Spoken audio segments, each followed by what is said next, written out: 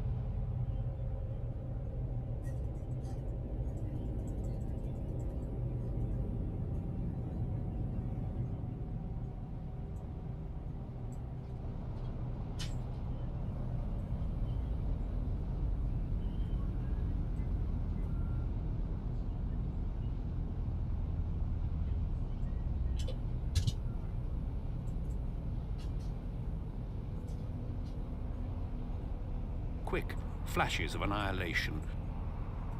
He remains standing. Light hits the orbital watchtower at Calcas Fortalice a nanosecond after the shockwave of data. The noosphere collapses like an ice sculpture in an oven. The tower's manifold field stutters out. Hest feels and absorbs the shared agony of several thousand deaths. His modified brethren aboard the primary shipyard, aboard docked vessels in the tower around him. Some deaths are quick, flashes of annihilation. Others, still fast, are physically traumatic.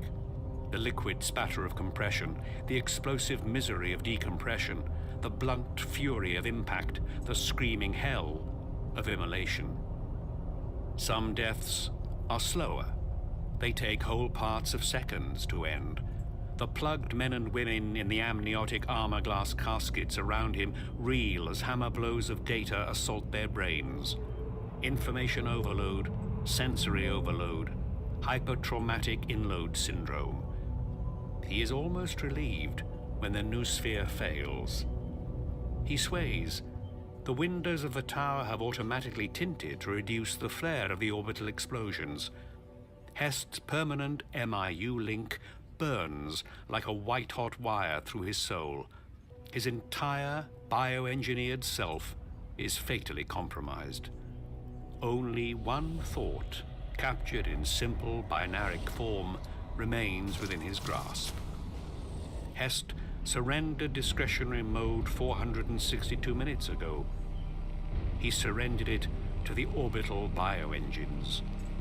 The bioengines, all the orbital automatics, have died. Calth's planetary weapons grid has just ceased to function. Mark minus 0.18.30. Active. Telemachus wakes again. He wakes bolt upright awake, screaming awake, howling awake, as if from a nightmare. There's cold sweat on his back, but he doesn't have a back. There's blood in his mouth, but he doesn't have a mouth. His eyes are open, but he doesn't have eyes. A flash flood of data has shocked him into ignition, shocked him so hard that for a moment he is given a physical memory of his life before transformation. Not his recent transformation, from before that, from before his formative transformation by biogenetic engineering to Space Marine. For a second, he was granted a memory of waking from a nightmare as an unmodified human being, as a child. He realizes it wasn't just a data shock. There was a significant physical shock too. His casket has been violently disturbed, thrown, dropped. Warp drive active. His implant clock tells him that he has been dormant for a little over 9 hours and 10 minutes. External sensors are down. He can't see. He can't open the casket. There is no noosphere. There is no data inload. His own sensors, the cyber-organic sensors of his combat chassis mount, Tell him the external temperature of the casket is over 5,000 degrees Celsius. His inertial locators tell him that he is upside down and falling at terminal velocity. Mach minus 0.18.30. The sky erupts. Cryol Faust clutches his athame so tightly against his breast that the blade draws blood from his fingers. Staring up at the firestorm that is devouring the sky, the Brotherhood of the Knife starts to chant the litany of the octet. Ushkul tu, Ushkul tu. Faust wants to join in, but he is too busy laughing uncontrollably, like a maniac.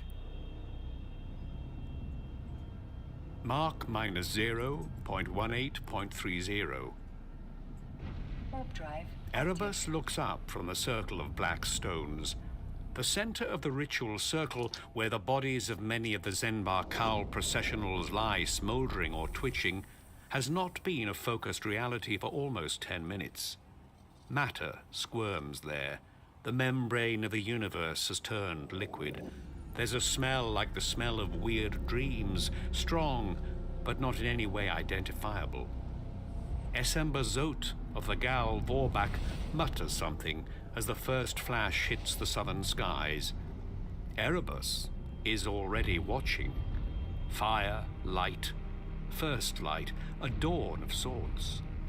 Erebus understands that several clear strategic benefits will be achieved by their plan, but they are all military objectives, and they count little to him. Active.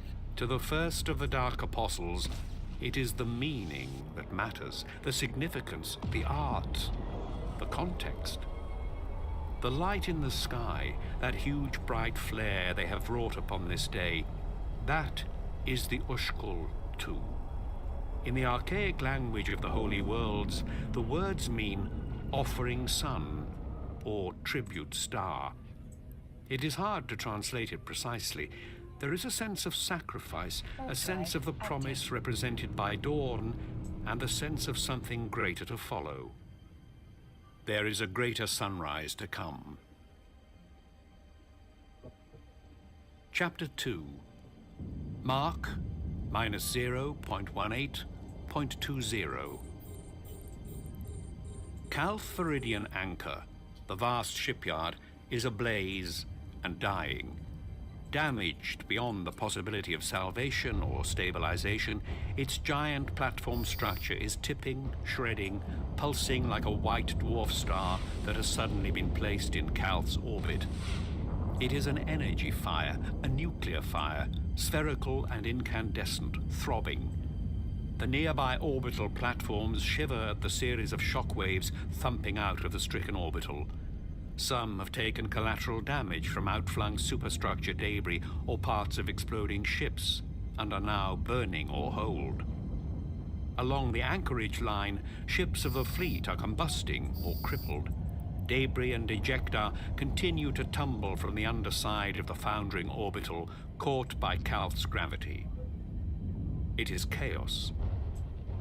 Electromagnetic slams have crippled communication networks, and what little Vox and Pict remains is choked with frantic intership traffic. Questions, demands, entreaties, insistences. What has happened? What is happening? You will tell me immediately what is happening. There is no information, no data. The Mechanicum's throat is cut, its voice box torn out, its brain mush. The only facts are those available to anyone with eyes, or a window port, or a functioning pictor. An act of unimaginable violence has been perpetrated. Calth High Anchor is a firestorm. The death toll is huge. The injury to the fleet and the yard infrastructure is unthinkable. It is an attack. It could only be an attack, an act of war. No accident could have been so far-reaching in its effect.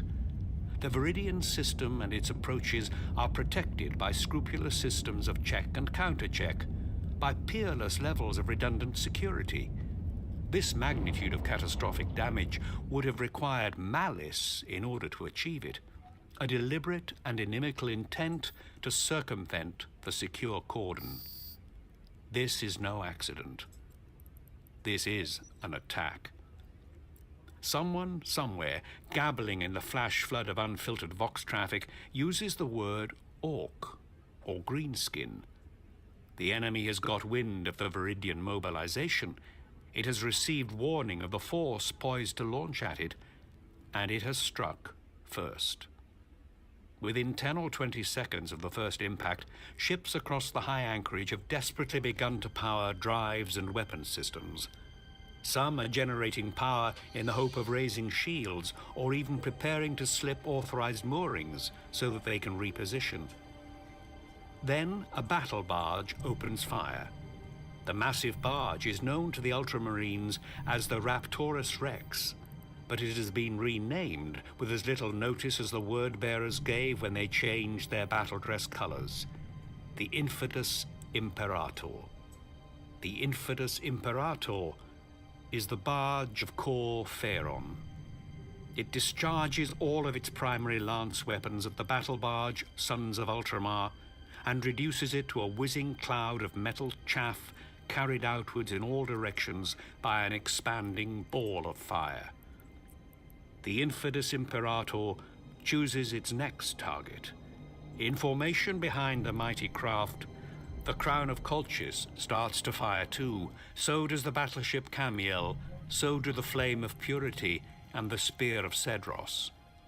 And so does the flagship of Dark Apostle Erebus, the battle barge Destiny's Hand. Mark minus 0.17.32. Shipmaster Aon Homed, captain of the heavy destroyer Sanctity of Saramanth, sees the Infidus begin its merciless prowl along the anchorage line. He understands precisely what the vast word-bearer's barge is doing.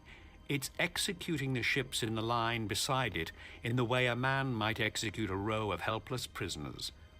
He's done it before himself. At Farnall High Harbour, after the Iphigenia compliance, he crawled the Sanctity along the slipways, scuttling the captured enemy's ships so they could not be reactivated and reused. It was a graceless, unrewarding task, utterly pragmatic. The ships were too dangerous to leave intact. As a shipman, as a person whose life has been dedicated to the service of the great starships, he's never taken pleasure in scuttling duties. Why does it seem like the Infidus is relishing it? Homed is screaming at his command staff, demanding yield of power, weapons, shields, data, anything they can give him. The Sanctity was sitting at slip cold, drives tamped down. With the best will in all the worlds, it will take 50 minutes to rouse the ship to operational readiness. This is true of the entire fleet. The starships of Ultramar were sitting cold at high anchor for the conjunction. All of their power plants were at lowest yield for the purposes of maintenance, loading, and embarkation checks. None of them needed ready drives or weapons or shields. They were all under the protective aegis of the planet's weapon grid. Power! He yells. I want power! Yield is rising, sir, his first officer replies. Nothing like fast enough. I need active condition. The drive room says we can't hope to raise the yield any faster than... Tell the bastards in the drive room I want power, not excuses. There's no time. The Infidus is coming. Whatever has happened, whatever outrage has occurred, the ships of the 17th clearly believe it to be an attack and clearly regard the ships of Ultramar as a threat. They're killing everything they can preemptively. Killing everything before... Homed stops. He forces his mind to clear for a second. He realizes how stricken he is with panic and extreme stress. Everyone is. The bridge around him is pandemonium.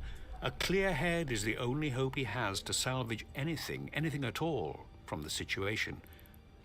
The Infidus is coming. That's the point. That's the point. The thrice-damned Infidus is coming. Every ship was powered down at the time of the attack, which is why they're all helpless and shieldless now. Except the Infidus is coming. It's moving. So are other ships from the Word-Bearer's fleet. It's not that they're responding hastily. It's not that they're taking wild shots at imagined targets before finding out what's really going on. It's the fact that they're moving at all. They weren't powered down. They were sitting at anchor, hot. They knew what was coming. They were ready. Those bastards, he breathes. The Infidus closes. It's firing callous broadsides, the whole length of it lighting up with multicolored fury. Each salvo causes the counteractive gravimetrics to tense and brace the ship against the monumental discharge. Each salvo murders another helpless vessel. The constellation of Tamas disappears in a clap of heat and metal. The Infidus closes. power? Ahmed asks. His first officer shakes his head. The Infidus shivers and looses another broadside. Enough firepower to scorch and split a moon.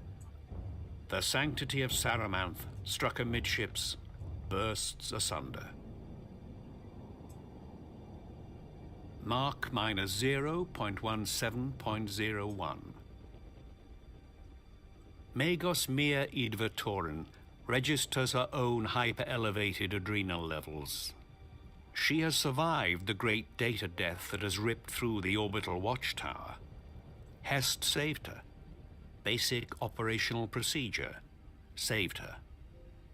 She does not want to think about that irony, that happenstance, that kindness. There's too much to do. They are in the middle of an unthinkable crisis, a disaster. She has to rescue the situation. She has to save Hest. The tower's elevators and lifting platforms are out. She hauls up the skirts of her long robe and rushes up the main spiral staircase. Smoke hangs in the air. The buzz of alarms, voices echo from above and below. Outside, the sky is unnaturally luminous. She passes servitors that are stumbling and mindless, trailing torn plugs, drooling. Some have slumped. Some are whining or replaying bursts of their favorite data like nursery rhymes. Some are smacking their heads against the staircase wall. Toxic data. Data death. Overload.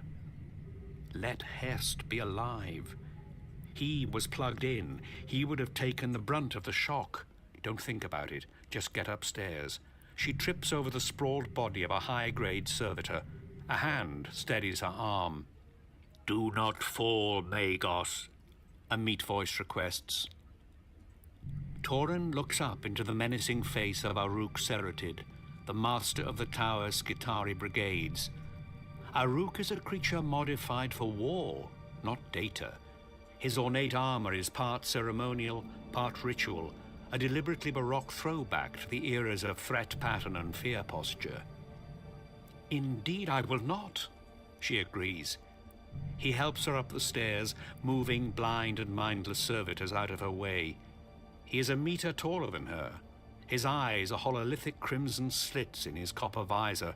She notices that one of them is flickering. We took a hit, he says. A major data shock, she says. Hypertraumatic inload syndrome. Worse than that, he replies. Explosions in orbit. We've lost ships, orbitals. An attack? I fear so. Chapter 2. Chapter 8. Chapter 7. Mark minus 13.00.01. I can assure you, sir, says Seneschal Arbute, the Labour Guilds are fully aware of the importance of this undertaking. She's a surprisingly young woman, plain and businesslike. Her robes are grey. Sergeant Celaton revises his estimate. What would he know? She's not so much plain, just unadorned. No cosmetics, no jewelry, hair cropped short. In his experience, high-status females tended to be rather more decorative. They have accompanied her from the Holofusikon to the port, following her official carrier in their speeder. She's a member of the legislature's trade committee. Dariel and Etowyn have more power, but both insist that Arbute has a much more effective relationship with the guild rank and file. Her father was a cargo porter. The port district is loud and busy. Huge semi-auto hoists and cranes, some of them looking like quadruped titans, are transferring cargo stacks to the giant bulk lifters on the field. Captain Ventanus seems to have wearied of the effort. He stands to one side, watching the small flyers and messenger craft zip across the port like dragonflies over a pond. He leaves Celaton to do the talking. "With respect," says Celaton, "the guildsmen and porters are falling behind the agreed schedule. We're beginning to get backup in the mustering areas." "Is this an official complaint?" she asks. "No," he replies, "but it has been handed down from the Primarch. If you can put in any kind of word, my captain would appreciate it. He's under pressure." She smiles quickly. "We're all under pressure, Sergeant.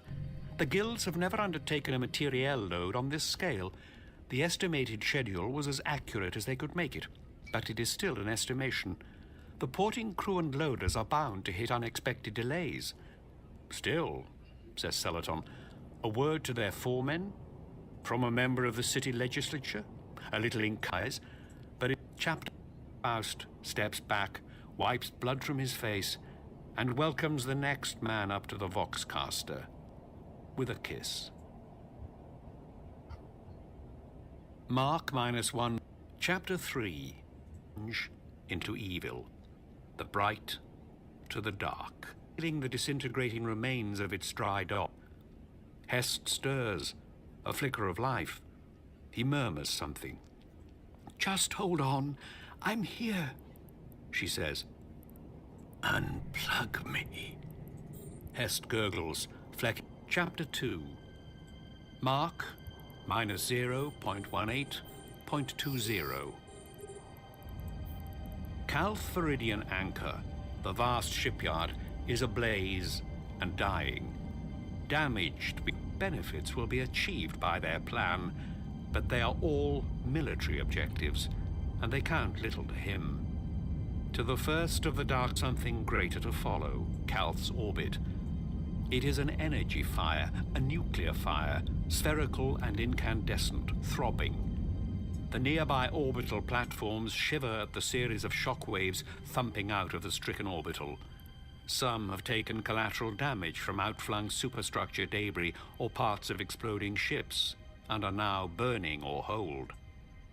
Along the anchorage line, ships of the fleet are combusting or crippled. Debris and ejecta continue to tumble from the underside of the foundering orbital, caught by Calth's gravity. It is chaos. Electromagnetic slams have crippled communication networks, and what little Vox and Pict remains is choked with frantic intership traffic.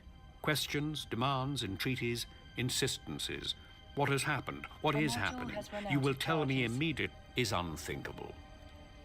It is an attack. It could only be an attack, an act of war. No accident could have been so far-reaching in its effect. The Viridian system and its approaches are protected by scrupulous systems of check and counter-check, by peerless levels of redundant security. This magnitude of catastrophic damage would have required malice in order to achieve it, a deliberate and inimical intent to circumvent the secure cordon. This is no accident. This is an attack. Someone, somewhere, gabbling in the flash flood of unfiltered Vox traffic, uses the word orc, or greenskin, amped down. With the best will in all the worlds, it will take 50 minutes to rouse the ship to operational readiness. This is true of the entire fleet. The starships of Ultramar were sitting cold at high anchor for the conjunction. All of their power plants were at lowest yield for the purposes of maintenance, loading, and embarkation checks. None of them needed ready drives or weapons or shields. They were all under the protective aegis of the planet's weapon grid. Power! He yells. We took a hit, he says. A major data shock, she says. Hypertraumatic inload part ceremonial, part ritual. A deliberately baroque throwback to the eras of threat pattern and fear posture. Indeed, I will not, she agrees. He helps her up the stairs, moving blind and mindless servitors out of her way. He is a meter taller than her. His eyes are hololithic crimson slits in his copper visor. She notices that one of them is flickering. We took a hit, he says. A major data shock, she says. Hypertraumatic inload syndrome. Worse than that, he replies. Explosions in orbit. We've lost ships, orbitals. An attack? I fear so. They're both using flesh voice mode. She's painfully aware of it. It's so slow, so painstaking. No canting, no data bursts, no simultaneous and instant transmissions of ideas and data. She doesn't believe she's ever spoken to Aruk in flesh voice before, and he's clearly not used to talking at all. But the mannered effort is necessary. They were both insulated from the data shock. They must stay insulated. I need to reach the server, she explains. He nods. That one red eye is still blinking. A malfunction? Aruk has taken some damage. Like all Skitarii, he would have been linked to the noosphere, so the data shock would have hit him like everyone else.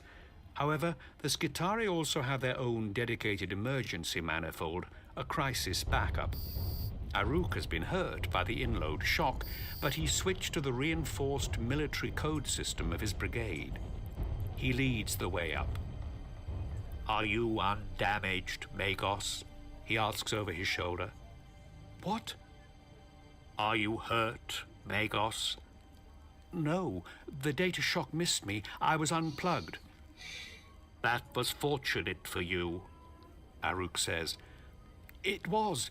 There was a scrap code problem. Server Hest switched from discretionary to deal with it. Aruk glances at her.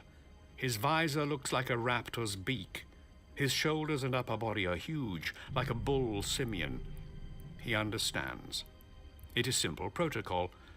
When dealing with a significant scrap code problem, a server will have his second-in-command unplug, so there is no danger of the second-in-command being compromised by the scrap code.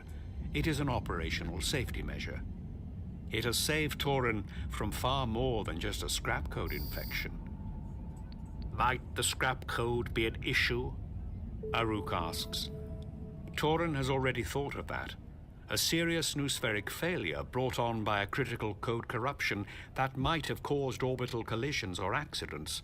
It might have even caused the grid to misfire, or a ship to discharge weapons in error.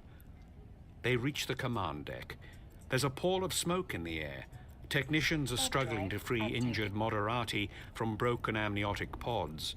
Servitors hang limply from their plug sheaths. The screens are fizzling with blizzard noise. Hest is crumpled on the platform. Out of my way! Torin cries, shoving through the hesitant servitors and sensori clustered around him. There's a pool of dark fluid beside his head. She can smell the toxic hormones and excess chemicals that have seared through his bloodstream and ruptured his vessels. We must disconnect him, she says. Aruk nods. A technograde servitor blurts something. In voice, damn you! Torin snaps. The noosphere's gone. Disengaging the server could result in extreme cerebral trauma. The technograde clacks. We need a cyber surgical team to properly detach him from the MIU. He's dying, says Aruk, looking down at the server. Aruk has seen death many times, so he knows what he's looking at. He is severely injured. The technograde clicks. Expert disengagement may save him, but We understand, says Torin. She looks at Haruk. We need the specialists, she says. If there's any chance of saving him, we have to take it. of course. She kneels beside Hest, getting blood on her robes. I'm here, server, drive she active. says, leaning in. I'm here. It's mere Torin. You must hold on. I'm ready to relieve you, but we need a surgical crew. Just hold on. Hest stirs, a flicker of life. He murmurs something. Just hold on. I'm here, she says. Unplug me. Hest gurgles, flecking his chin with blood. We need a surgical crew first, server. There's been a major incident. Never mind me. The grid is off. It's off, Torin. Warp drive Unplug me active. and take over. You have to see if you can get it restarted. Wait, she soothes. The surgeons are coming. Wait. Now. You'll die, server. His eyelids flutter. I don't care. It doesn't matter. I don't matter. The orbital bioengines have gone active. mere. Her eyes go wide. She glances at Haruk. They've gone. Hest repeats, his voice a sigh. You have to plug in, Mir. You have to take my place. Plug in and see what can be salvaged. See what control can be re-established. Server, You have to reconstruct the new sphere. Without the grid, Calth is Drive defenseless. active. Torin looks at the heavy cable trunking of Hest's permanent MIU link, coiled on the floor under him like a dead constrictor snake. She can't detach that without killing him, surely, especially not with him in such a fragile state. One of the Sensori cries out. They look up. Debris is falling from the clouds from the orbital explosions. The first scraps of metal are raining down across the river valley, trailing fire like meteorites. She sees them strike the river in columns of steam or scratch across the rooftops of Calcas Fortalice. Some heavier chunks strike like rockets, exploding buildings. Something smacks against the command deck's windows, crazing the armor glass. The hail of debris is just the beginning. Larger objects are falling, parts of ships, parts of orbitals, parts of docking yards. Torin sees it before the Sensori do. The grand cruiser Antrodamicus, 12 kilometers from bow to stern, falling backwards into the atmosphere from its ruptured dry dock in a cloud of micro-debris, falling slowly and majestically like a mountainside collapsing. Falling, stern first, towards them, and Calcas Fortalice. Mark, minus 0.16.11. I don't care what there isn't. Show me what there is. Marius Gage roars. Warp drive Zedoff, active. master of the Macrag's honor, starts to argue again. Show him. A voice booms. Gilliman is on the bridge. Better still, show me. He growls. Assessments. Everything you've got. Zedoff yells at his crew. Active. Impact was less than 2 minutes ago. The flagship screens are blind. There's no data, no noospheric link, no contact with the grid.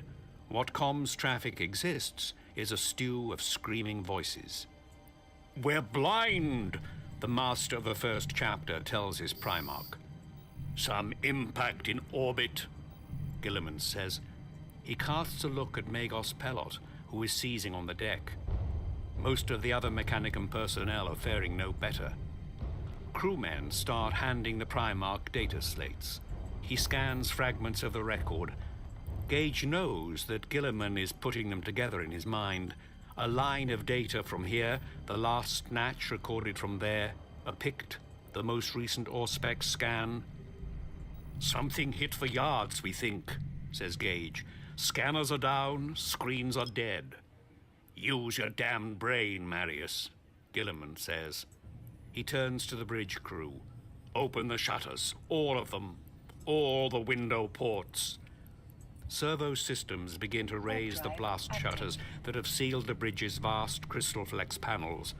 Some of the wall protective shutters have to be hand-wound back to reset. Deck stewards rush to find the crank handles. The main shutter crawls up. An alarming quality of light, unsteady and flickering, spills in through the opening gap. "In the name of terror," Gage murmurs. "Shipmaster," Gilliman says, turning to Zedoff, "your priorities are as follows. Power up, shields up. Restore our sensory ability. Restore the Vox. Inform me as any of these are achieved, and if any of them are going to take more than 5 minutes, I want an accurate time estimate." "Yes, sir." "Once we have Vox, I want links to the following: each ship of the line commander, the server at the watchtower, the ground commanders, the orbital station masters, not to mention my dear brother." Then he stops as he hears Gage curse. The shutters are raised high enough for them to see out. The bridge is bathed in firelight. They are looking out across the planet, across the vast and explosive destruction of Calth's primary yards. Ships are on fire everywhere they look. Some are shaking and exploding like live rounds left too close to ignition. It's an image Roboute Gilliman will never forget. It is more terrible than anything he could have imagined when the shockwave rattled him in his compartment and sent him running for the bridge. It's about to get worse. "That's ship fire," he says, pointing at a blink of light. "That's definitely ship fire," Zedoff agrees, a break in his voice. "Who the hell is firing?" Gilliman asks. "What the hell are they shooting at?" He doesn't wait for an answer. He strides to the main detection console and pushes the bewildered staffers out of his way. They are so transfixed by the scene beyond the open shutters, they stumble aside like sleepwalkers. "Any Auspex? Any at all?" Gilliman asks. One of the detection officers remembers where he is. "The pulse," he says. He coughs. "The electromagnetic pulse, my lord.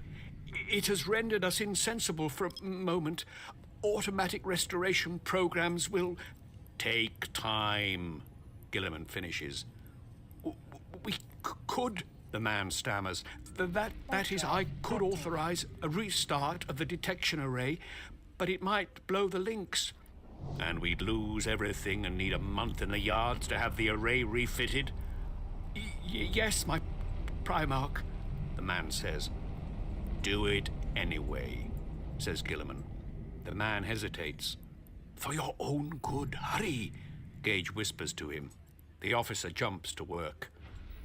"If this is a fight and you blow the array, we're no use for anything," Gage says quietly. "We're no use for anything already," Gilliman responds. He is staring at the view, absorbing every detail he can. He's already mentally logged the names of several ships that have been crippled or destroyed. "The ship fire," he ponders. "It's coming from the southern day side. Close in, too. That's not coming in from interplanetary space. That's in amongst the anchorage." Gage says nothing. He's not quite sure how the Primarch is determining this from an eyes-only view of distance. "But it might blow the links." "And we'd lose everything and need a month in the yards to have the array refitted?" Yes, my Primarch," the man says. "Do it anyway," says Gilliman. The man has a break in his voice. "Who the hell is firing?" Gilliman asks. "What the hell are they shooting at?" He doesn't wait for an answer. He strides to the main detection console and pushes the bewildered staffers out of his way. They are so transfixed by the scene beyond the open shutters, they stumble aside like sleepwalkers. Any auspex? Any at all? Gilliman asks. One of the detection officers remembers where he is. The pulse, he says. He coughs. The electromagnetic pulse, my lord. It has rendered us insensible for a moment. Automatic restoration programs will... Take time, Gilliman finishes. We could, the man stammers. That is, I could authorize a restart of the detection array, but it might blow the links. And we'd lose everything and need a month in the yards to have the array refitted? Yes, my Primarch, the man says. Do it anyway, says Gilliman. The man hesitates. For your own good, hurry, Gage whispers to him. The officer jumps to work. If this is a fight and you blow the array, we're no use for anything, Gage says quietly. We're no use for anything already, Gilliman responds. He is staring at the view, absorbing every detail he can. He's already mentally logged the names of several ships that have been crippled or destroyed. The ship fire, he ponders. It's coming from the southern day side. Close in, too. That's not coming in from interplanetary space. That's in amongst the anchorage. We could, the man stammers. That is, I could authorize a restart of the detection array, but it might blow the links. And we'd lose everything and need a month in the yards to have the array refitted? Yes, my Primarch, the man says. Do it anyway, says Gilliman. The man hesitates. For your own good, Gilliman asks. What the hell are they shooting at? He doesn't wait for an answer. He strides to the main detection console and pushes the bewildered staffers out of his way. They are so transfixed by the scene beyond the open shutters, they stumble aside like sleepwalkers. Any auspex? Any at all? Gilliman asks. One of the detection officers remembers where he is. The pulse, he says. He coughs. The electromagnetic pulse, my lord. It has rendered us insensible for a moment. Automatic restoration programs will... Take time, Gilliman finishes. We could, the man stammers. That is, I could authorize a restart of the detection array, but it might blow the links. And we'd lose everything and need a month in the yards to have the array refitted? Yes, he says, pointing at a blink of light. That's definitely ship fire, Zedoff agrees. A break. Warp drive active.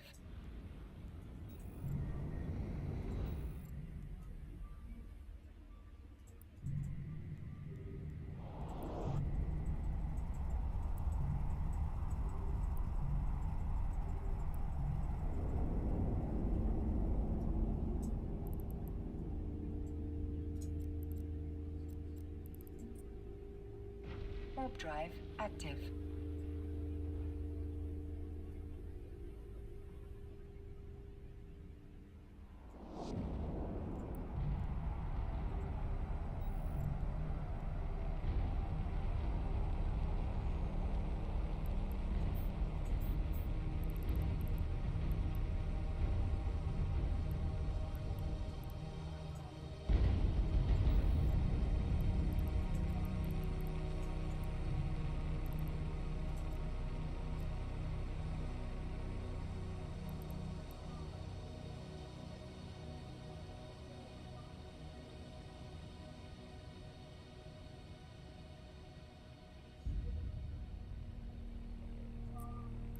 Warp drive active. I'm probably gonna die here. Fuck it.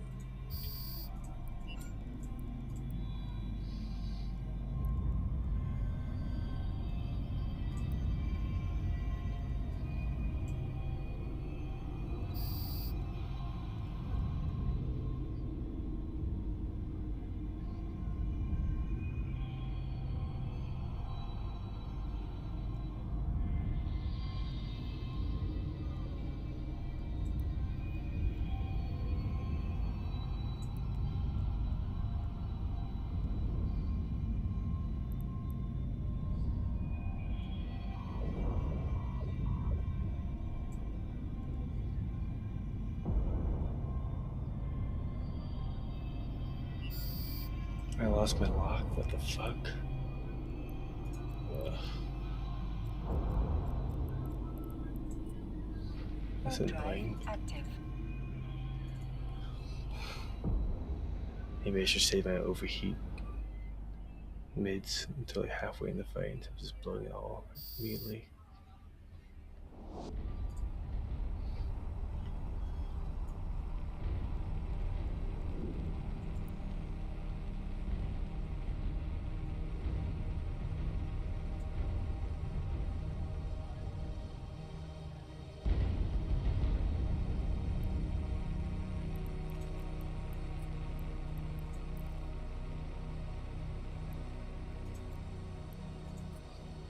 Warp drive active.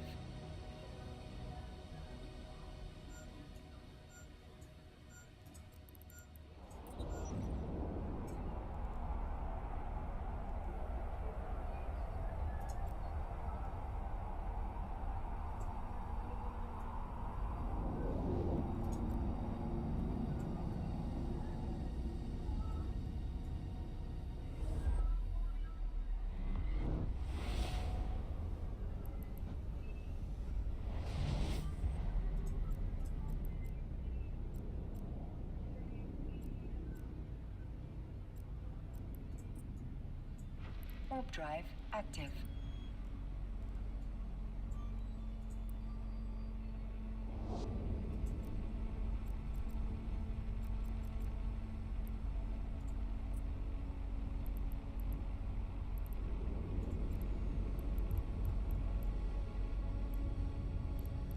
Docking request accepted.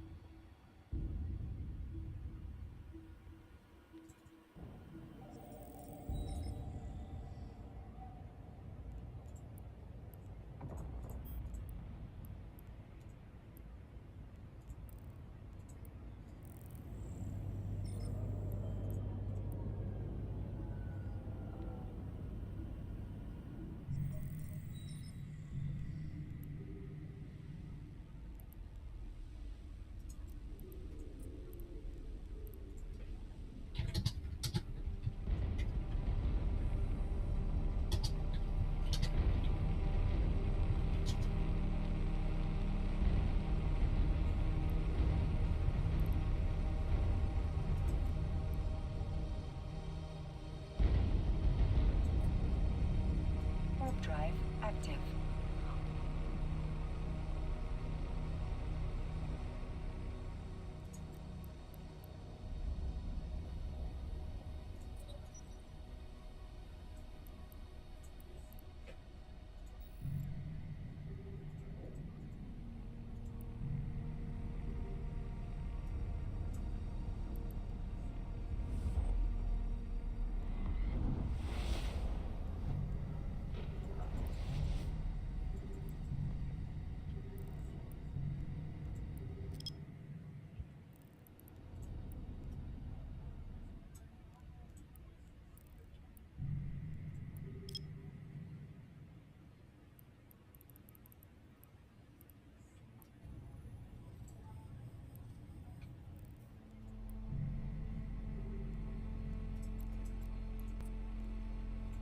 Warp drive active.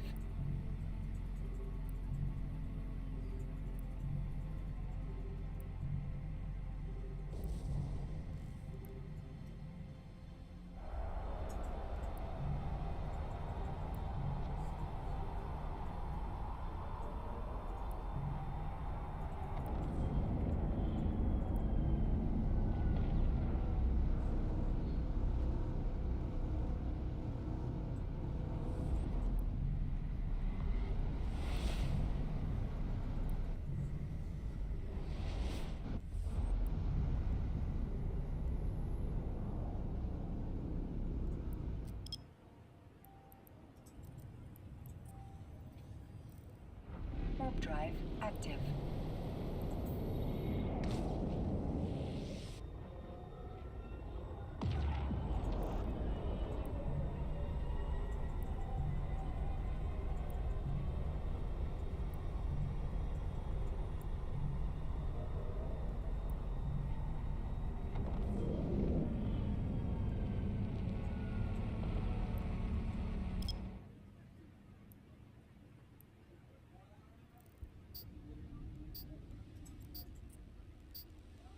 Warp drive active.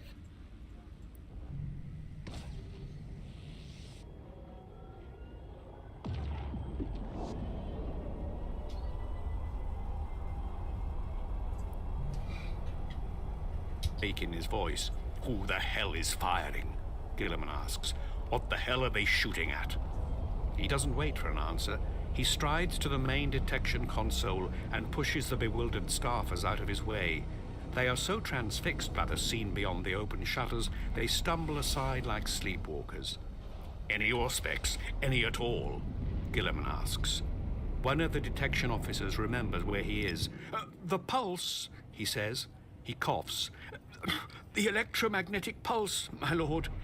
It has rendered us insensible for a moment. Automatic restoration programs will take time, Gilliman finishes. We could, the man stammers. That is, I could authorize a restart of the detection array, but it might blow the links. And we'd lose everything and need a month in the yards to have the array refitted? Yes, my Primarch, the man says. Definitely ship fire, Zedoff agrees, a break in his voice. Who the hell is firing? Gilliman asks. Active. What the hell are they shooting at? He doesn't wait for an answer. He strides to the main detection console and pushes the bewildered staffers out of his way. They are so transfixed by the scene beyond the open shutters, they stumble aside like sleepwalkers. Any auspex? Any at all? Gilliman asks. One of the detection officers remembers where he is. The pulse, he says. He coughs. The electromagnetic pulse, my lord. It has rendered us insensible for a moment. Automatic restoration programs will take time, Gilliman finishes. We could, the man stammers. That is, I could authorize a restart of the detection array, but it might blow the links. And we'd lose everything and need a month in the yards to have the array refitted? Yes, my Primarch, the man says. Do it anyway, says Gilliman. The man hesitates. For your own good, hurry, Gage whispers to him. The officer jumps to work. If this is a fight and you blow the array, we're no use for anything, Gage says quietly. We're no use for anything already, Gilliman responds. He is staring at the view, absorbing every detail he can. He's already mentally logged the names of several ships that have been crippled or destroyed. The ship fire, he ponders. It's coming from the southern day side. Close in, too. That's not coming in from interplanetary space. That's in amongst the anchorage.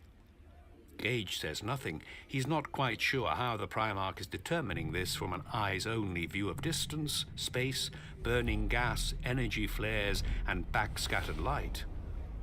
I think so, says Zedoff, who is more used to the view from a bridge window. I think you're correct, sir. Someone could be trigger-happy, Gilliman says, firing because they think it's an attack. It may be an attack, Gage says. Gilliman nods. He's still staring at the scene. His calm is almost terrifying. Gage is transhuman, both bred and trained to know no fear. The acceleration of his own hearts and adrenal levels are simply a response to the situation, a readiness to act faster and more efficiently. But Gilliman is at another level entirely. He is watching a critical disaster unfold on one of his most beloved planets. The miserable loss of a vital shipyard facility, the collateral damage, the destruction of ships, a portion of the fleet crippled, surface locations caught in the debris rain. Even if it's an accident, it's a dire turn of events. And on this day of days, when so much prestige and statecraft was to be achieved, it's not an accident. Gage knows in his gut it's not, and he knows the Primarch knows it too. Active. But the Primarch is considering things as though he's contemplating the next move in a game of regicide. Hurry with that auspex, Gage yells. Put the Vox on speaker, Gilliman tells the shipmaster. It's a jumble, sir. On speaker. A cacophony screeches across the massive bridge. Static pulse noise, code squeals, voices. There's overlap, interrupt, distortion, bad signal. It's as if the whole universe is screaming at them. The only voices Gage can hear with any clarity are the ones screaming for help, for answers, for permission to leave orbit or open fire. Gage watches Gilliman listening. They're not speaking, Gilliman says. What, sir? Asks Gage. Gilliman is listening intently. He's teasing out every piece of detail from the uproar. They're not speaking, he repeats. Who are not speaking? Gage asks. The word bearers. The traffic. It's all us. How do you know? Gilliman shrugs lightly, still listening. He's recognizing ship names, voices, keel numbers, transmission codes. Would that the Mechanicum could design a bioengine half as efficient as Gilliman's mind. We're the ones requesting help, requesting clarification, he says. We're the ones asking for instructions, for permission to fire back. We're the ones dying. He looks at Gage. Warp drive active. The word bearers are shooting at us, he says. No, they simply would not. Gilliman silences him. Whatever this is, whatever has happened, they think it's an attack and they think we're part of it. Everything they believe about us has just appeared to come true, Marius, and they're shooting at us. He turns to Zedov. Forget the Auspex. Activate the lithocast and show me Lorgar. Nothing has greater priority. Mark minus 0.16.05. The first object hits. It's a piece of debris. All Person doesn't know what it is exactly. He scarcely cares. A lump of ship, a piece of orbital. It's the size of a habitat. It comes down out of the burning sky at a 45-degree angle. It's blazing super hot like a meteor. It punches home like a rocket strike. It hits the scrubland on the far side of the estuary. The impact shock throws them all over onto the ground.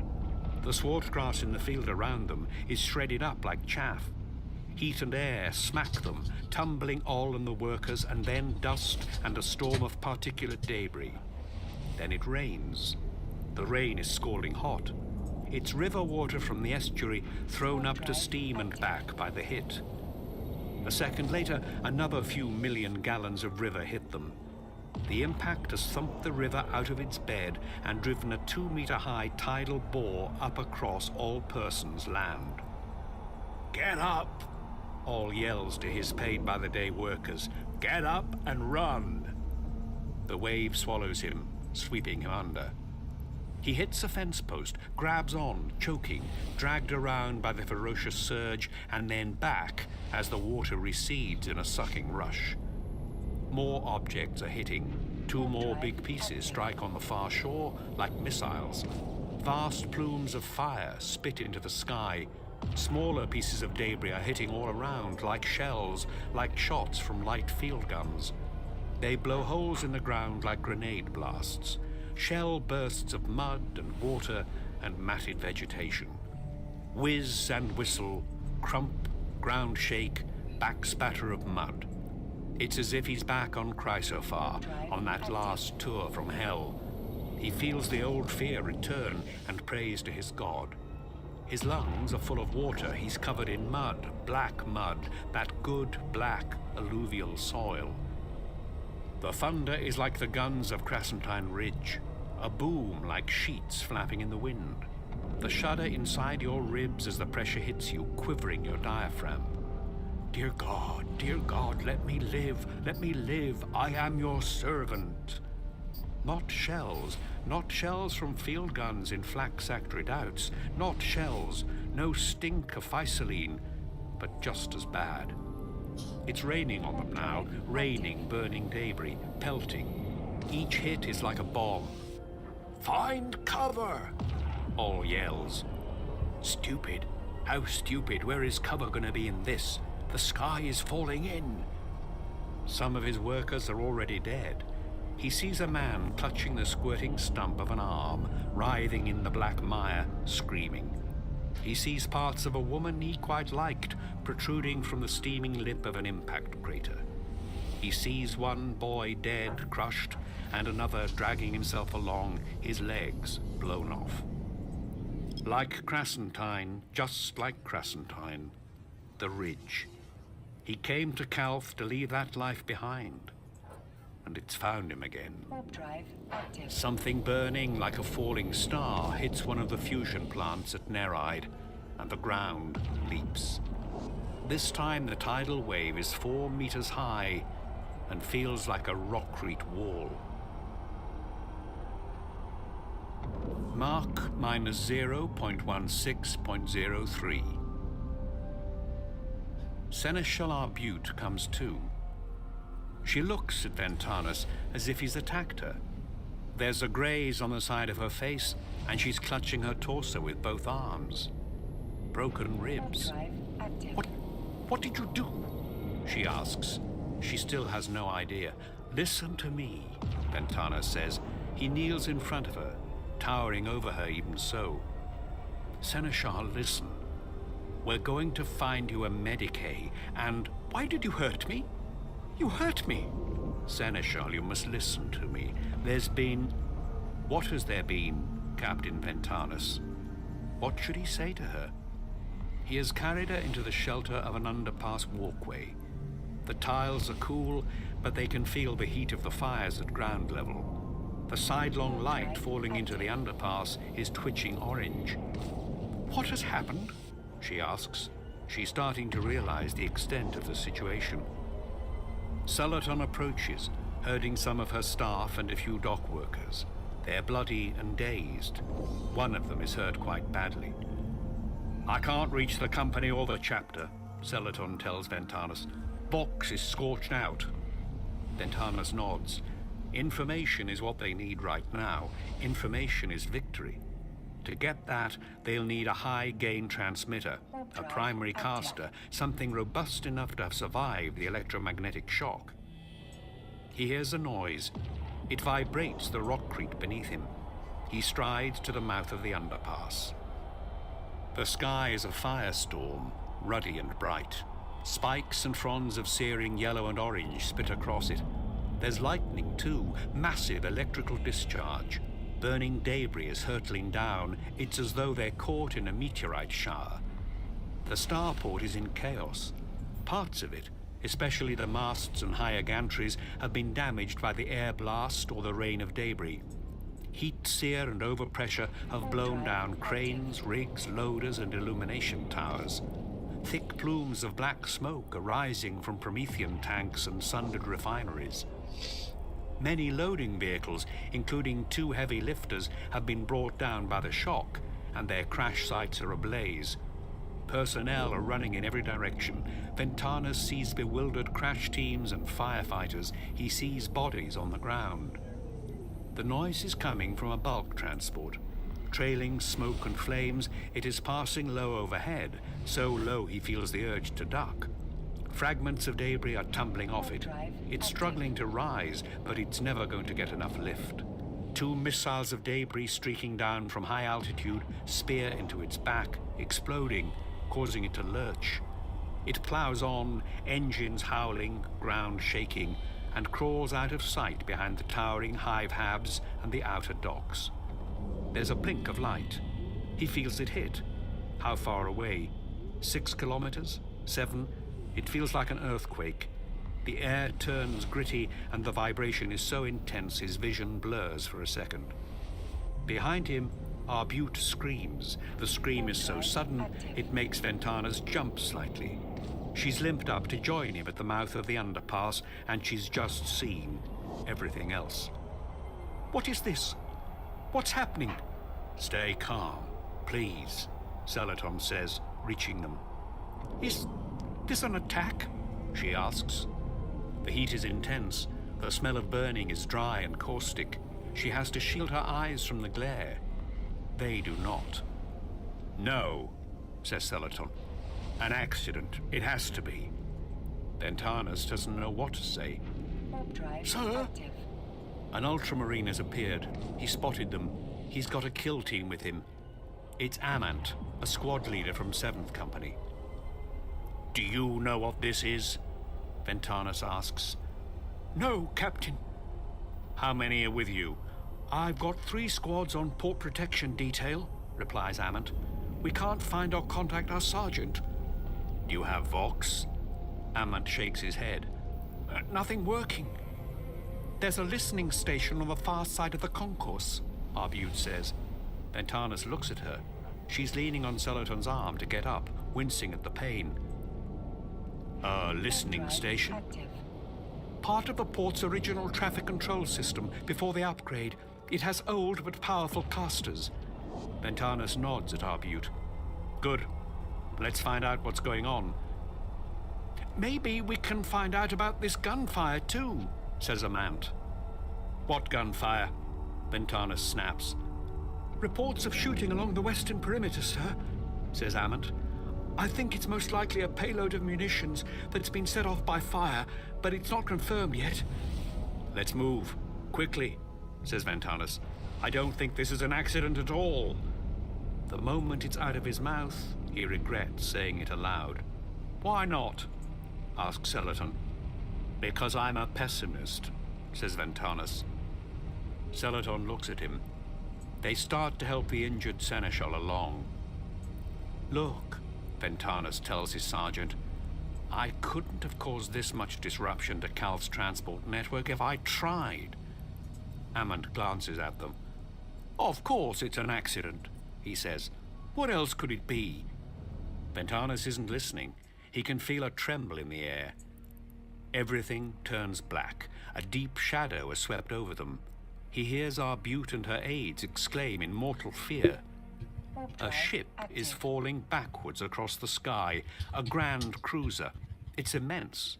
To see something so big and spaceborne in scale comparison with a world's surface is fundamentally shocking.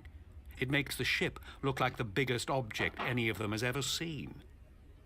It is falling so slowly. It is sliding down the sky, spilling clouds of debris, trailing the disintegrating remains of its dry dock. It's as though Calth's atmosphere is a deep lake, and the ship is a tree drive trunk active. sinking gracefully into it. There is a primal majesty to such destruction. The descent they are witnessing feels mythical.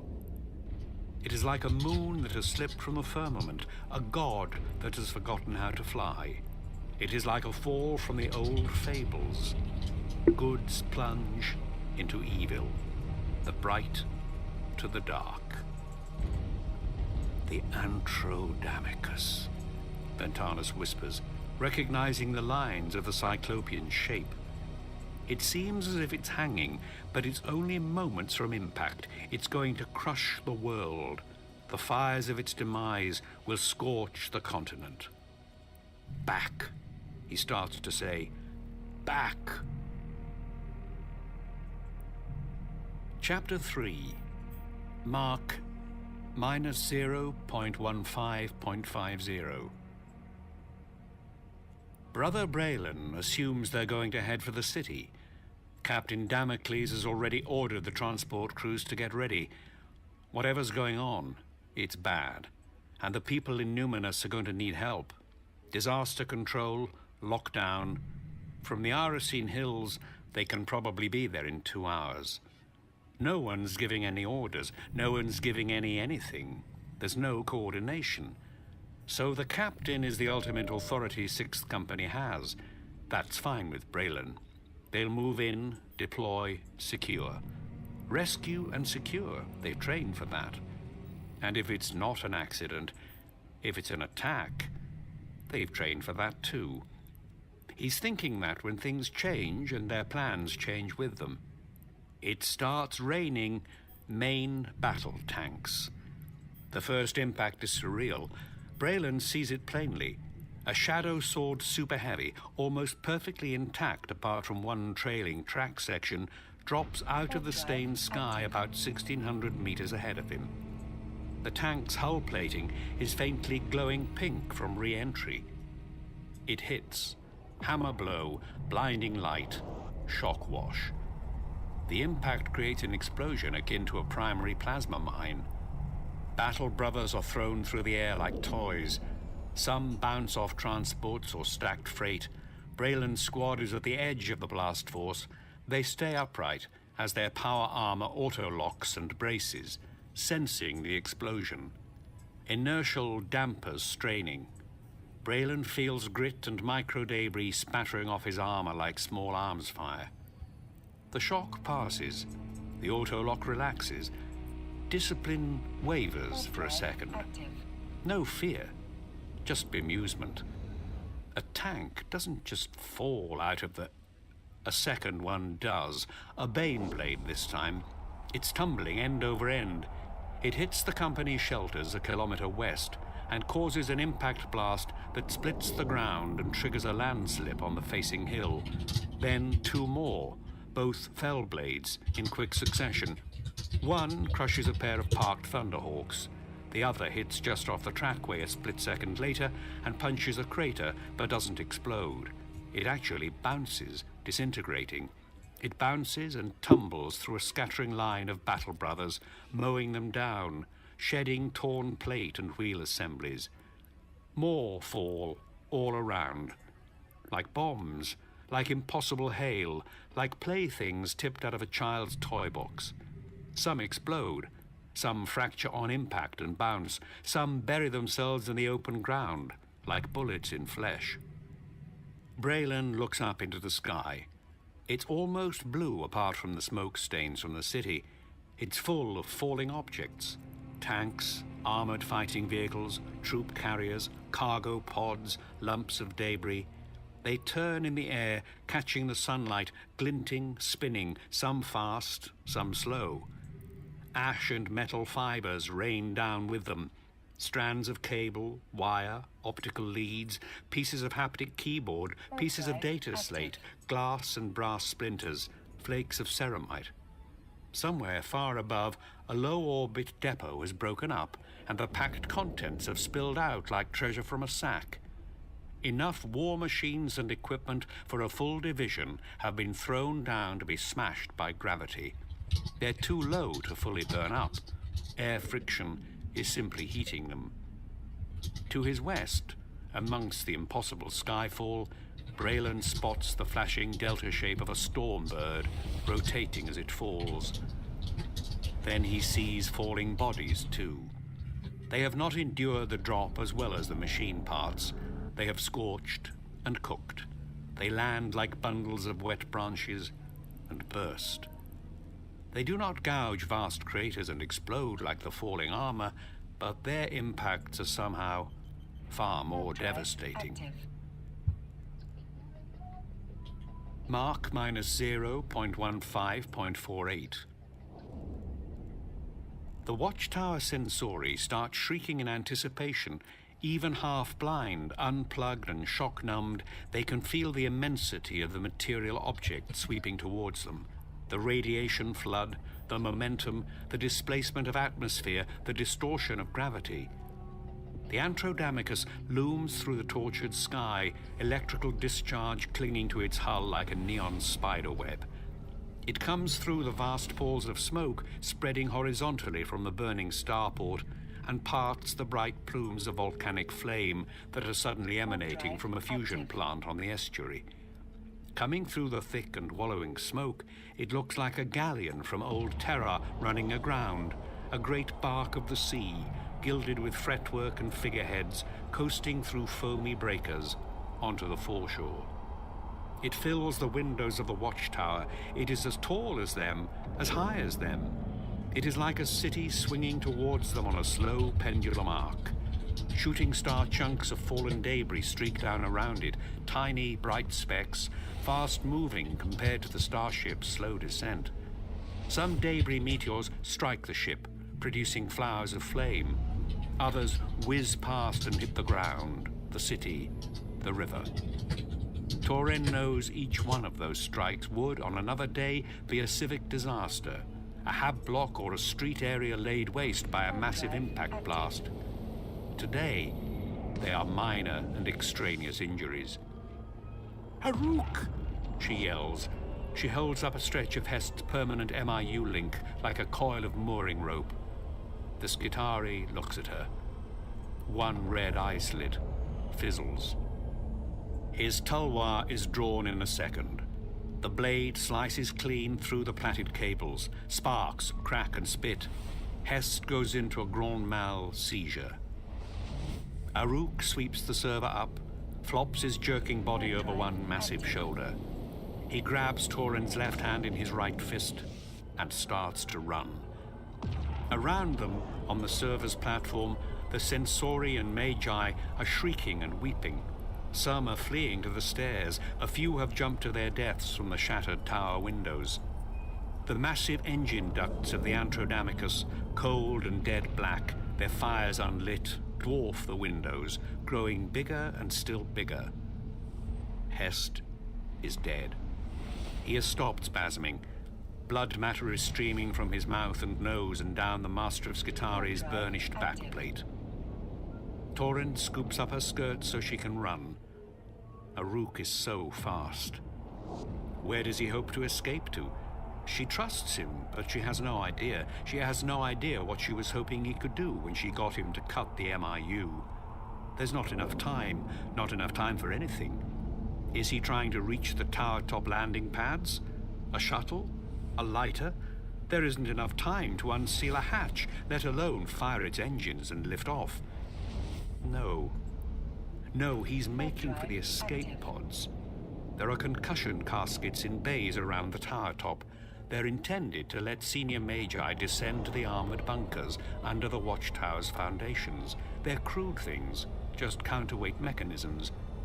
Would they be enough? Is there even enough time left to reach the bunkers? The bunkers might protect from an air raid, but this, a starship is falling on the city. Harook yanks open a pod hatch. He throws Hest in, then hurls Torin after him. The Antrodamicus hits. Its dip tail strikes first, biting into the land just short of the north curtain wall of Calcas Fortalice. The keel and hull are designed to withstand the stresses of the Empyrean. They only slightly deform on impact. They dig in. The starship, all 12 kilometers of it, continues to move, sliding backwards, cutting a groove in the planet's crust 500 meters deep. The keel splits the Earth like a giant plowshare, turning it up on either side of the immense furrow. Soil and subsoil rip open. The furrow rips across arterial highways and a memorial park.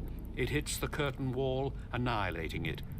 Still sliding, the Antrodamicus demolishes a path through the teeming city of Calcas Fortalice, a path 2.5 kilometers wide. Meteoric debris is still slicing down from the sky all around it, bombarding the city and the landscape. The starship's impact is lifting a wall of dust higher than the watchtower, a smog of particulates from atomized buildings. The planet's crust is shaking, a long, drawn-out vibration of the most apocalyptic sort. There is a tearing, screeching shriek in the air as hull and city grind. Oh my god, I just found someone, I think. Now goes. Destroyers like almost always counter me, so I don't know, that's a good fight.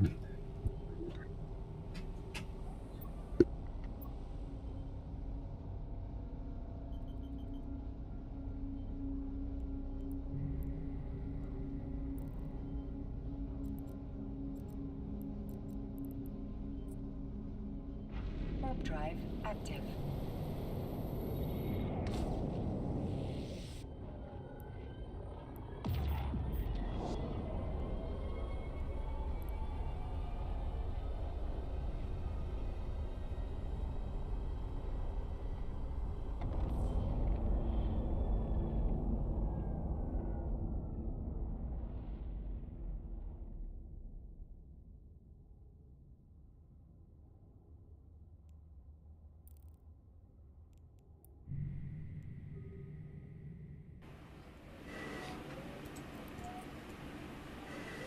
Warp drive active.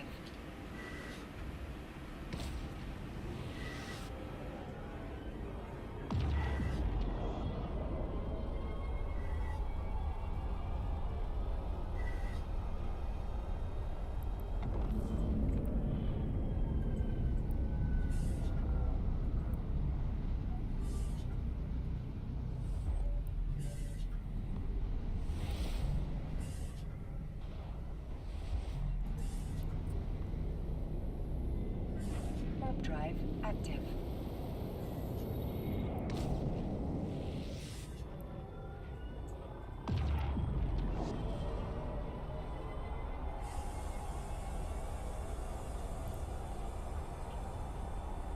Form on impact. They dig in. The starship, all 12 kilometers of it, continues to move, sliding backwards, cutting a groove in the planet's crust 500 meters deep. The keel splits the Earth like a giant plowshare, turning it up on either side of the immense furrow. Soil and subsoil rip open. The furrow rips across arterial highways and a memorial park. It hits the curtain wall, annihilating it. Still sliding, the Antrodamicus demolishes a path through the teeming city of Calcas Fortalice, a path 2.5 kilometers wide. Meteoric debris is still slicing down from the sky all around it, bombarding the city and the landscape. The starship's impact is lifting a wall of dust higher than the watchtower, a smog of particulates from atomized buildings. The planet's crust is shaking, a long, drawn-out vibration of the most apocalyptic sort. There is a tearing, screeching shriek in the air as hull and city grind each other apart. Now stress fractures win. The Antrodamicus starts to crumble. Its entire mass lands belly down, splitting its massive frame across the waist and the prow. Hull skin rips. Command towers and masts buckle and topple. The remnants of the dry dock cage, wrapping it like a garland, slough off. Internal explosions begin to riddle it. Upper plating sections blow out. Ribs are exposed, backlit by nuclear coals in the starship's stricken heart. It is still moving. It is still grinding backwards, disintegrating, ploughing the city in half, uprooting hab towers and hive stacks, flattening steeples and palaces. The quake shock of the impact is leveling parts of Calcas Fortalice that the ship hasn't even touched. The orbital watchtower shivers as the mounting vibrations begin to overwhelm its structural integrity. Pieces of it start to splinter and fall off. It begins to sway like a tree in a typhoon wind.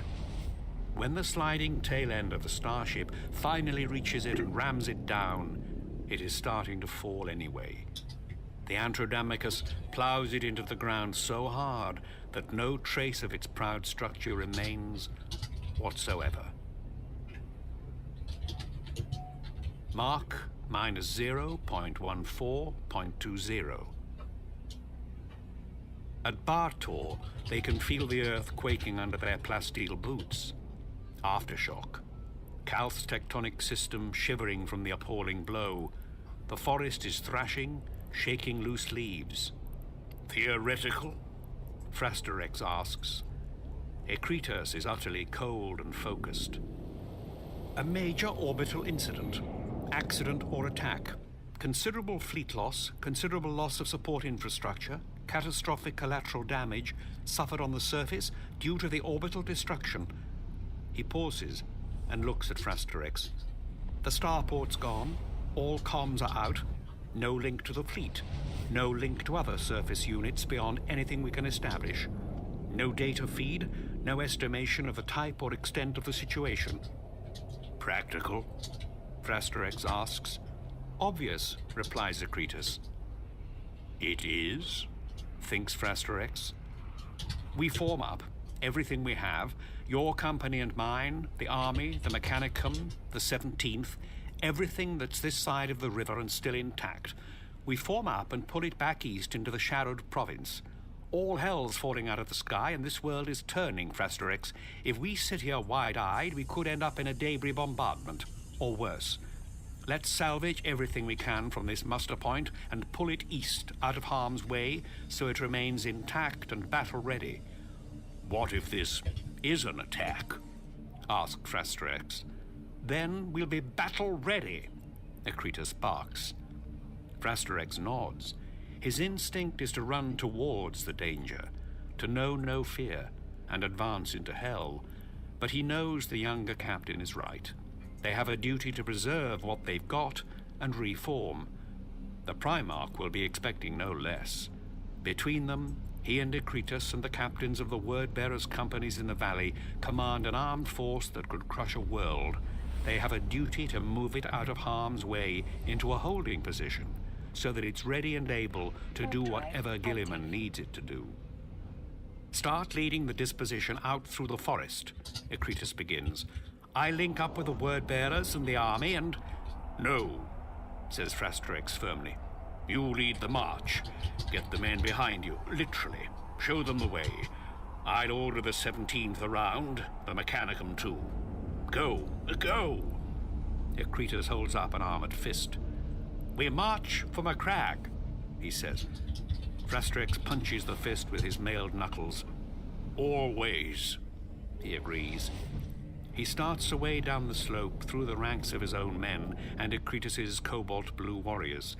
Behind him, he hears Decretus, Kaiser, and the other officers of both companies calling the men to order, getting them mobile. The aftershocks keep coming. Light flash and thunder rattles the sky. He sees 23rd Squad. With me, he yells. They fall in with him, moving fast. Frasterix wants an escort. If he's going to order around word-bearers, officers, and army stuffed shirts, he needs an honor company to emphasize his authority. What's the order, Captain? Asks Battle Brother Karens. The job right now is to salvage and preserve as much of this fighting strength as we can, says Frasterix. Ultramarines units are moving past them on both flanks, heading in the opposite direction. Down on the floodplain, tank engines have hit startup. Lights are coming on. Frasterix is surprised how impressed he is by the word-bearer's response time. Maybe he needs to revise his opinion of the wretched 17th. He sees figures in red armor. They're advancing up the hill. Word-bearers moving already, that's good. Maybe they won't be so hard to persuade. Frasterix raises a hand, calling out to the nearest word-bearer's officer. A bolt gun fires. Battle Brother Karens explodes at the waist and collapses. The second bolt blows the fingers off Frasterix's raised hand. Coming uphill, at the hindquarters of the Ultramarines companies, the word-bearers form a line. They're advancing through the dry, ferny brush, weapons raised, firing at will. Frasterix has fallen to one knee. His ruined hand hurts, but the wounds have already clotted. He tries to draw his weapon with his left hand. His mind is where the real pain lies. Sheer incredulity has almost crippled him for a second. There is no theoretical. There is no comprehensible practical. They're being fired on. They're being fired on by the Legiones Astartes 17th word-bearers. They're being fired on by their own kind.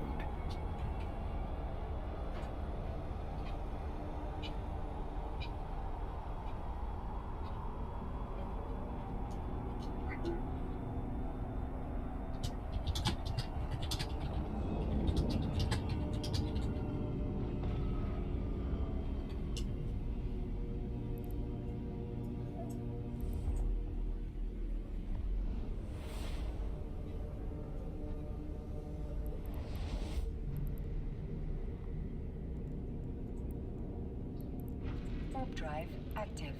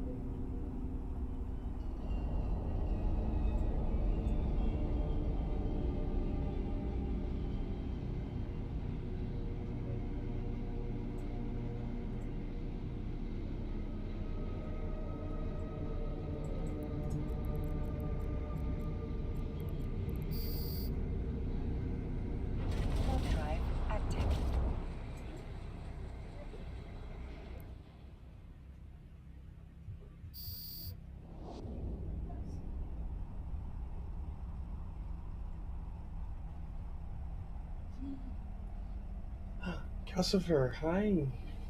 Can you come in my lap? You lap cat? Your lap's right here. Damn it. You're a little girl. You're being a little girl about this. Hey, girl. Kitty. Oh, I need to cut her mats out. I forgot. You got Maddie fur. Smooth.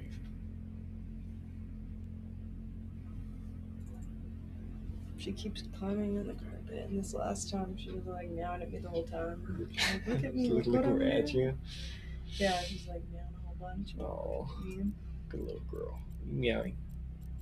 Trying to show off. King pets now.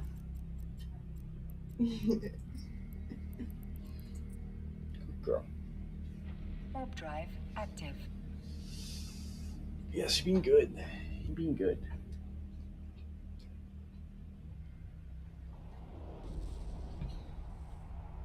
Oh, head pusher. Head pusher. That's your pusher. Right here. Get on the lap. Get on the lap. The lap can't.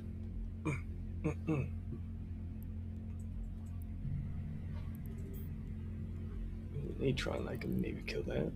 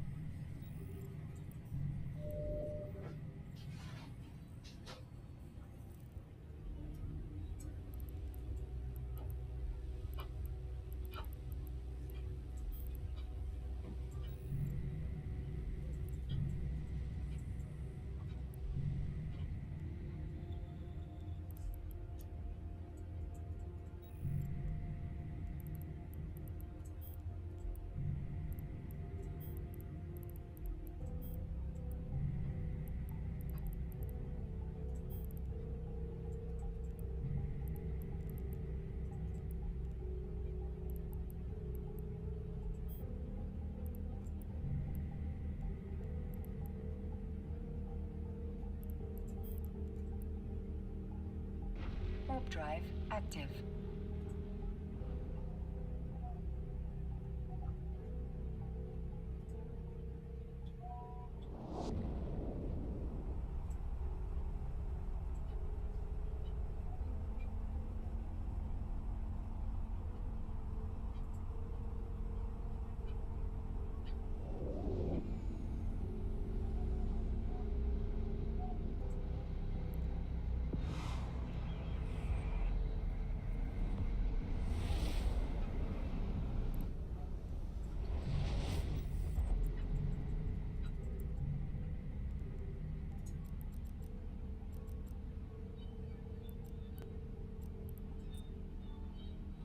Warp drive active.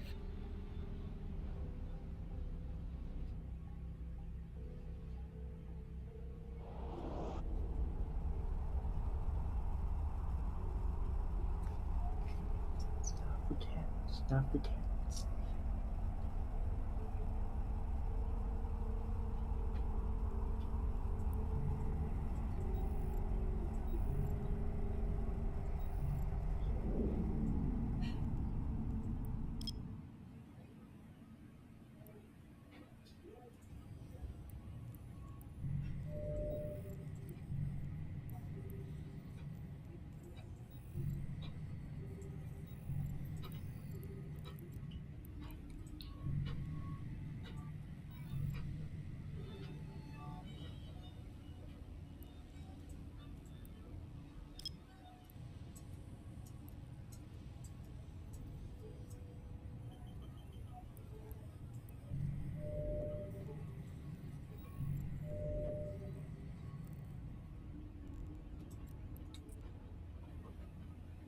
Warp drive active.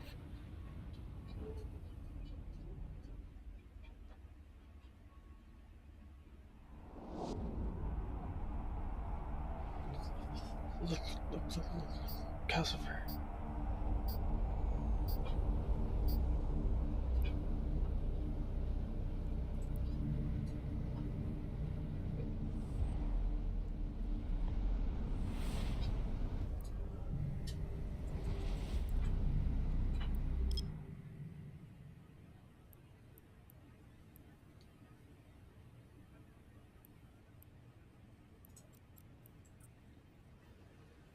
Warp drive active.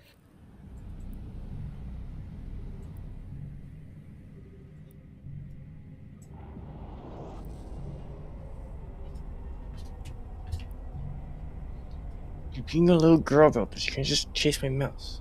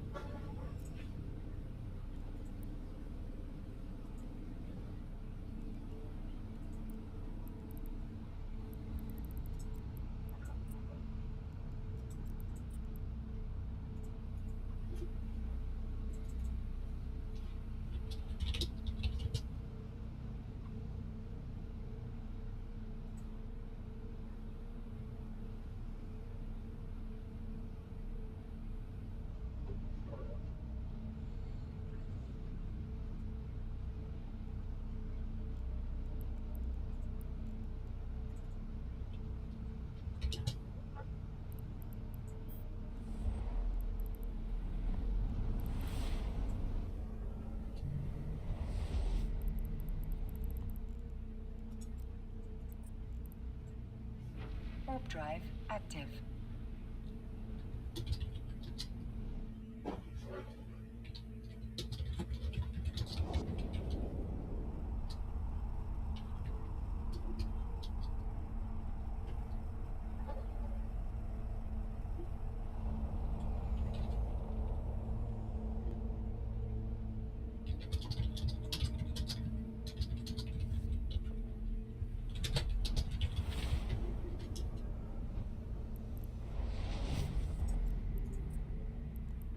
Warp drive active.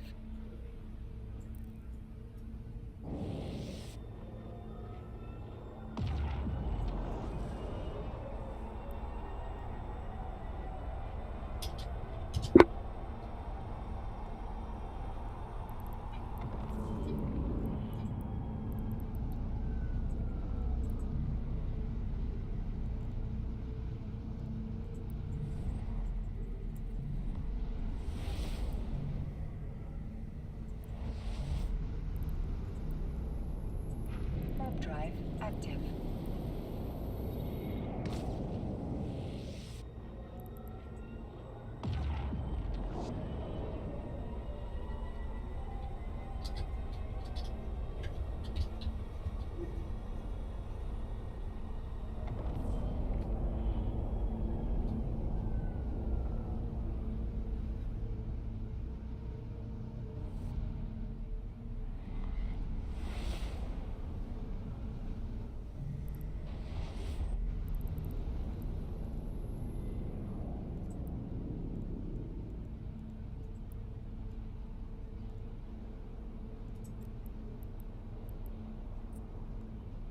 Warp drive active.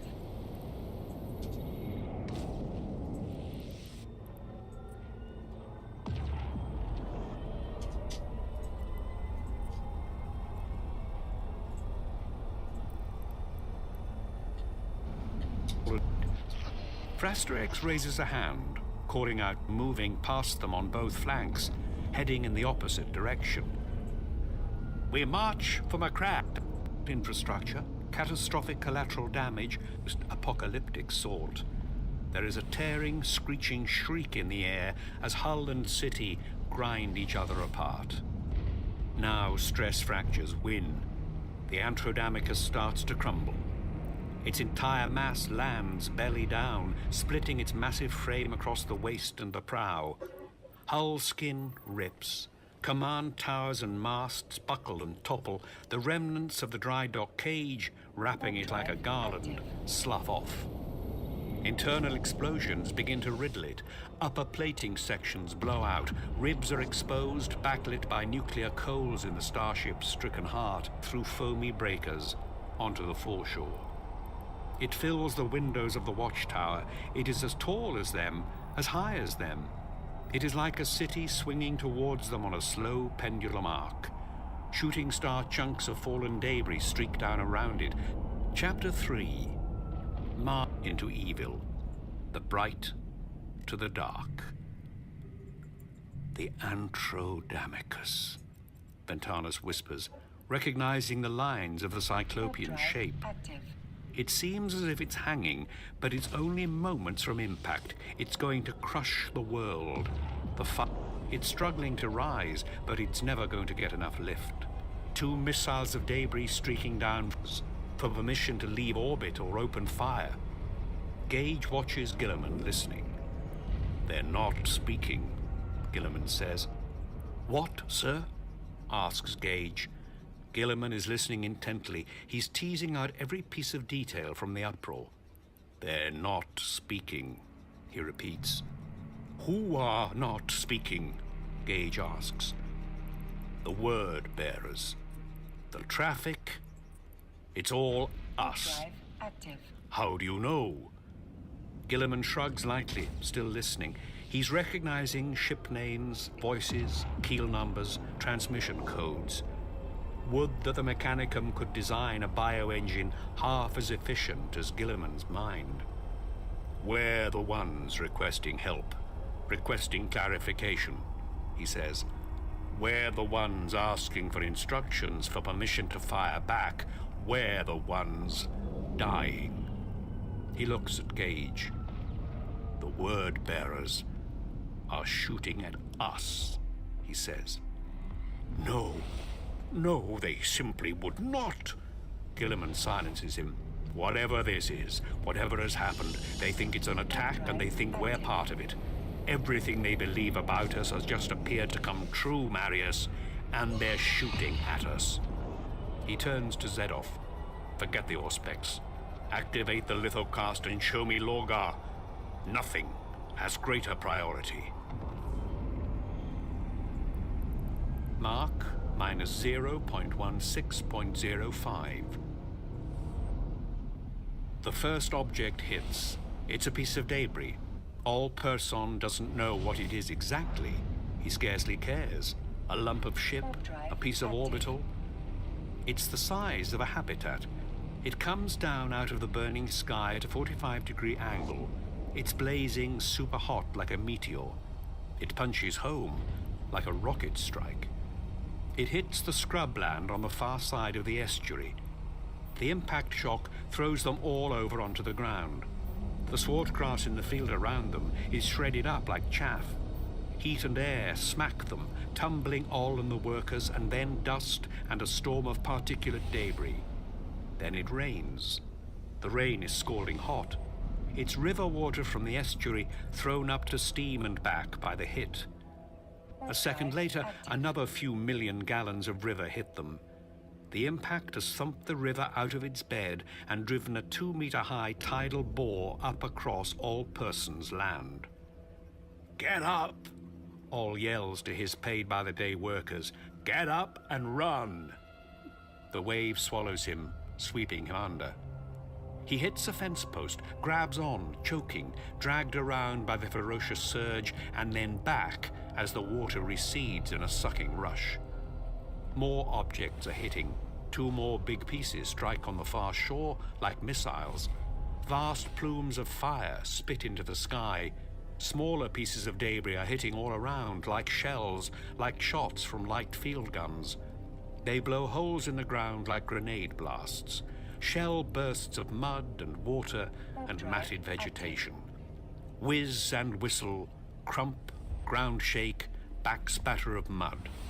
It's as if he's back on Chrysopher, on that last tour from hell. He feels the old fear return and prays to his god.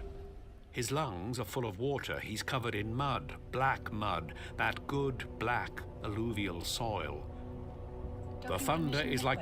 Docking request accepted.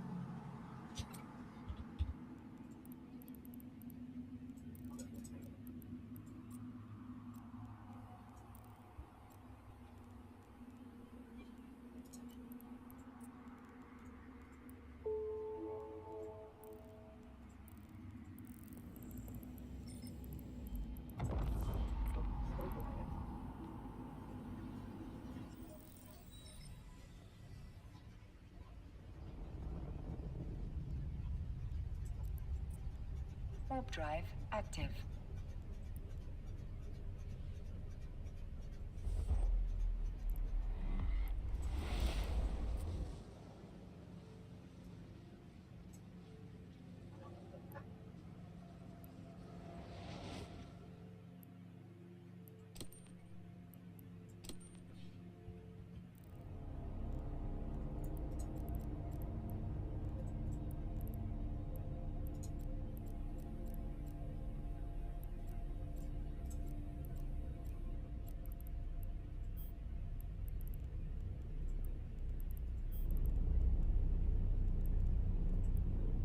Warp drive active.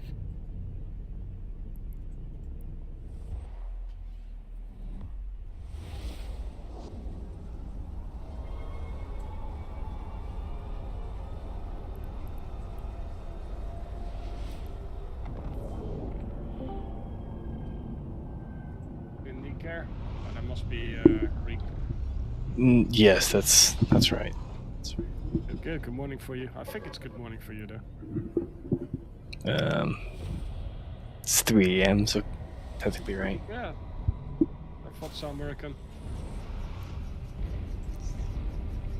I don't know where my other Americans are today though. I know you guys have been having severe weathers in the States though, so 2 for military, so they're being called out to help. Yeah, I don't know. I wouldn't know, I guess. Cool. Welcome here, Creek. I'm coming in the kite castrol. Nice. I fucked up, by the way, with that other ship though. Oh, bro, Kiramati, I feel sorry for you. I hope she feels better soon, bro. If there's anything we can do, let me know. Not that I can miraculously heal her, you know, but like, hey, if you need something or just a chat or whatever else, just let me know, bro. I know how it is. We have a few guys in here as well who have gone through some time where they that they're finally recuperating or having bad days from and now actually getting better again. So that's good. Yeah, that's good. Oh yeah, bro, I take care of my guys. Warp drive active. Nice, bro. Enjoy. Now I understand why you're not a comstem, bro, or at least not talking. The Loki's too dangerous for them. Talos is probably too dangerous. I'm actually debating if I want to bring in my Ikiteur Shadow. Warp drive active.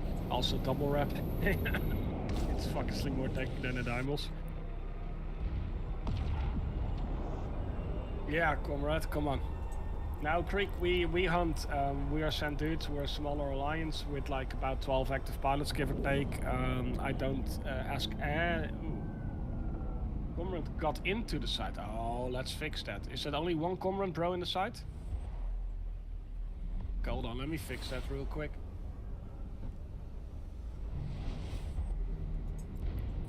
Now, so we're small, you know, and I never tell people that they have to be online and stuff like that, you know.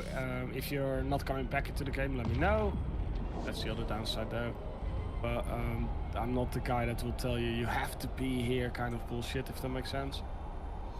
So yeah, that means as well we have downtimes of people that are not here. And it also means that, hold on, let me go to my stork to at least be capable of tanking a little bit if more comes in.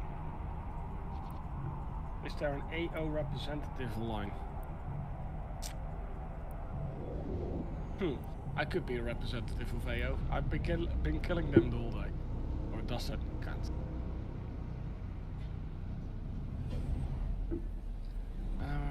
Damn it, where are the... Okay.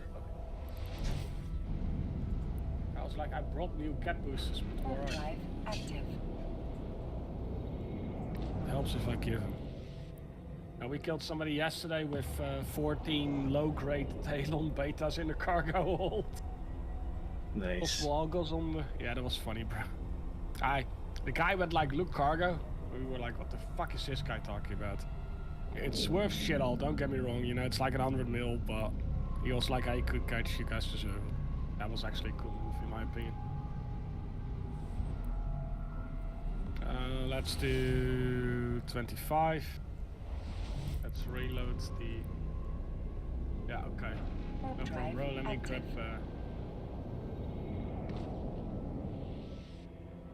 I'm coming with the stork real quick. Yeah, I got... we live out of high sec, so Creek, so we try to avoid low sec because of the AWOXing, the bullshit, the drama and all that kind of stuff. So we live out of Onomon, and we always try to get high secs up and running to do the PvP in, because then at least we are less yeah, less skidded by the bullshit that a lot of these guys are doing together. Okay, yeah, that's cool. Warp drive active. The AWOX thing is a problem, bro. Yeah, That is literally in trouble. It is no fun, and it pisses me off, and it gets me into positions where I don't want to be. Yeah, that's why I'm in high sec, Mati. It's literally, if they will not AWOX, I will assist everybody, and I will be helping push systems in low sec and doing all that kind of stuff. But if they keep AWOXing, then fuck that shit. Warp drive I like, active. by the way, that CCP moved the beacon and the acceleration gate away from each other now. So you should not be bumping on the gate anymore. Okay, that's good. Yeah, but Young Puke, don't trust Young Puke. I had a conversation with him already, and he literally just goes like, yeah, I don't care about that. I don't care about that. I don't care about that. I don't care about that. I don't care about that. You know what I mean? So he literally just goes, yeah, and because I brought up brilliant ideas to fix as well the AWOXing as other stuff, like literally fully written out, and he goes like, yeah, I don't like the idea, so I'm not bringing it up. No, that's not your fucking job, bro. Your job is to literally just go there and go like, hey, somebody came up with this idea, you know, or somebody did this, you know, even if you don't like it, doesn't matter.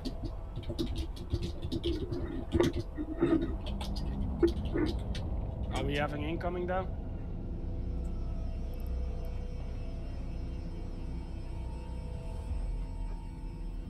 Ooh, Bill, you going to grab him or do you want me to move? Oh fuck, I need to go though. Overwrapped my Warp drive active. how do you call it? Overwrapped my shield of shield boosters. Oh, he warped out. Okay, cool. No, forgot to disable the auto rotate. That is skill number. Oppa, that's another one.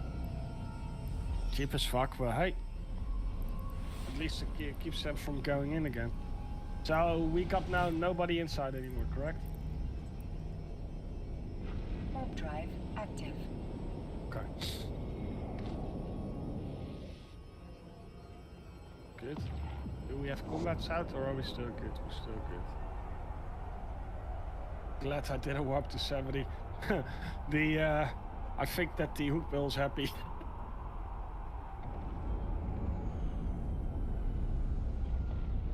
Now the AWOXing, but Young Puke indeed, he's going after the AWOXing, at least that's what he's saying. But his job as a GM, of as a representative should not be like, I don't like this idea, so I don't bring it up. No, his job should be like, hey, we got some brilliant ideas out here, you know. Warp drive active. Don't agree with everything, but hey, CSP, here you go. They're all worked out and gone, and then I'm ready for that.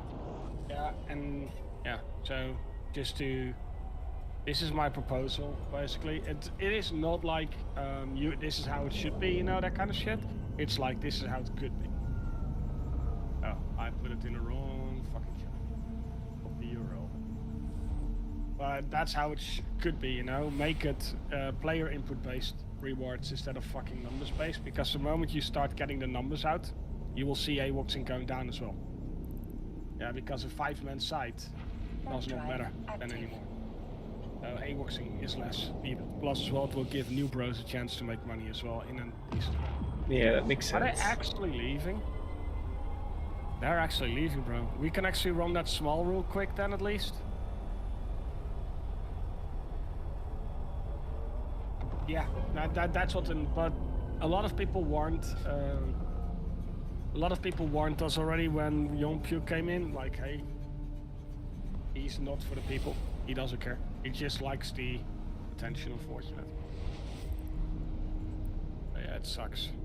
Warp drive Yeah, we need to get this one up. I had AO back off for about 12 hours 2 days ago to give us a head start. Well, the unfortunate, yeah, the Factory Warfare people didn't go for it. So we could have been having Literia up to level 5 by now, which AO agreed on letting to happen. Now, he was not the only Factory Warfare candidate, bro. There were 3 more. You had John Puke, to start with. You had Phantom Knight as well. He was also faction warfare based. Warp drive active. And you had two others that I don't remember the name from. So I always voted for them first. They were not only faction warfare, but they were combined low sec as well. But they had the AWACSing high on the list.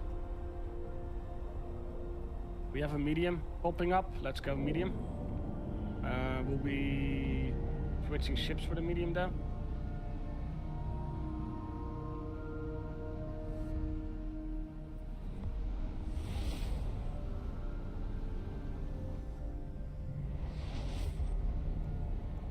Oh, did I literally give as well the...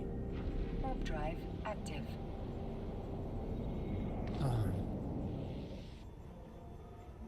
I can go to Garmer if you want to, by the way. So I can have a little bit more tackle if need to be, but we also got the Castroy in now. That should be initial good tackle. Should be, depending on how good Creek is, that is. I'm a kite fit and I'm decent at kiting with micro warp drive shenanigans. I only have the disruptor though. Gotcha. Where the fuck did my... Warp drive active. Where the hell did I move my bow at to?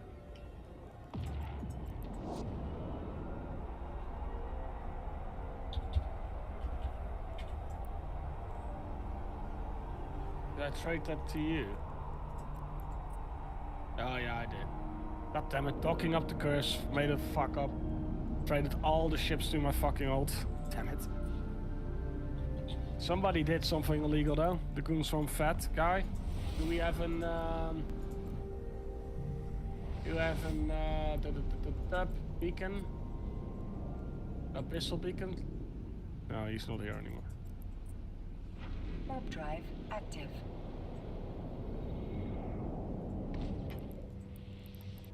Yeah, and Phantom Knight was also for the AWACSing. Most guys were anti-AWACSing, but it is something that needs to happen. I still say, and this is my opinion, that does not mean that it's correct, but I should say that everybody should be enlisted personally. That's it. No corp enlistment anymore. No, what do you call it? No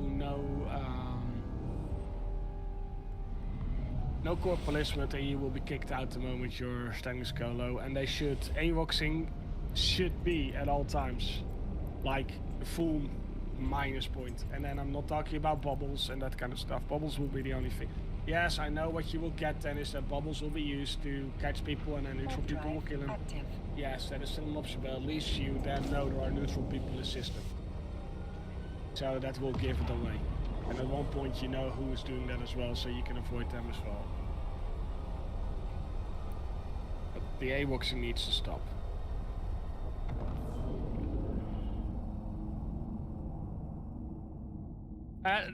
We use the personal list with.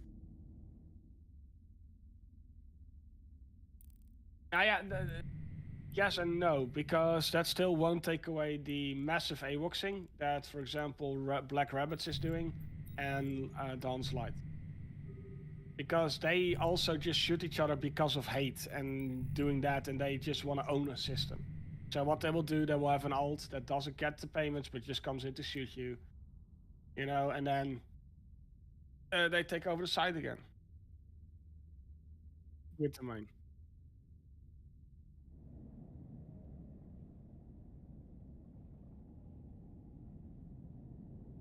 Yeah. That's the reason I say, yeah, but then at least you got somebody that is not enlisted, so he's not purple, if you understand what I mean. So you at least have always a visual cue that something is happening that should not be happening. But because they are purple, that is where the AWACSing comes from. Because then, in my opinion, it's just PvP. The moment the neutral catches you, you know, you're just in PvP, in my opinion.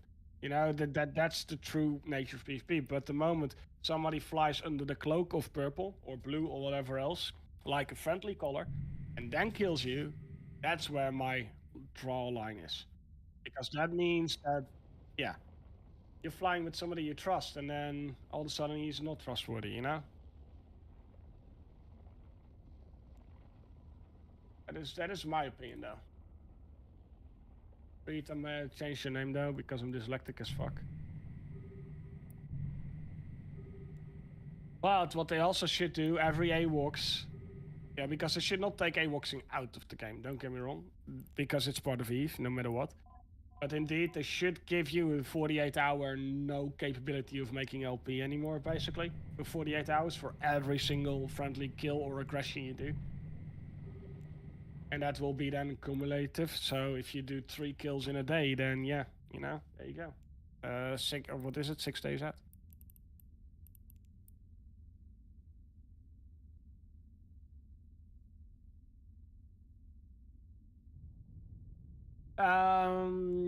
Yes. But that is as well why I tell people stay out of local. Keep a D-scan open, stay away from the beacons, don't go do this, don't go do that. That's literally why I keep telling people. So we don't treat them as hostile, but we do treat them with caution. I will be honest though, we are friends as Sand dudes. We have the benefit that even when we got AWOX by Black Rabbit guy, the guy came into crawling into our DMs, apologizing and everything. Because people know we are not AWOXers. People know that. Do we have a mining op or something in system? Because we got Astra bots back in here.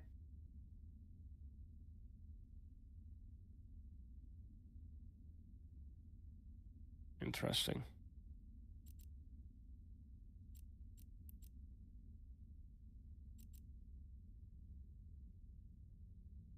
Yeah, I do the same, Kuramati.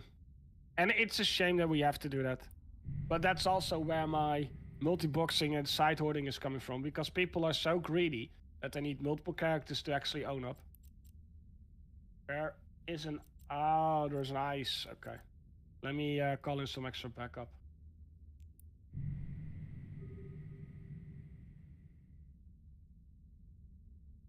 Else we need every little bit that we can get.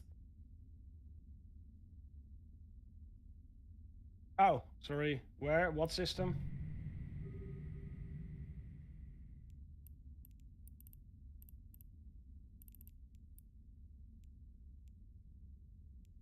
I don't see it. Oh, no, sorry.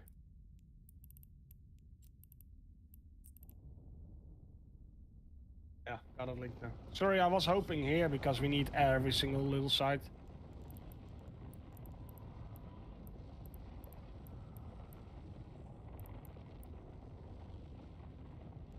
Now, even Dawn's Light does not touch us, which is a good thing.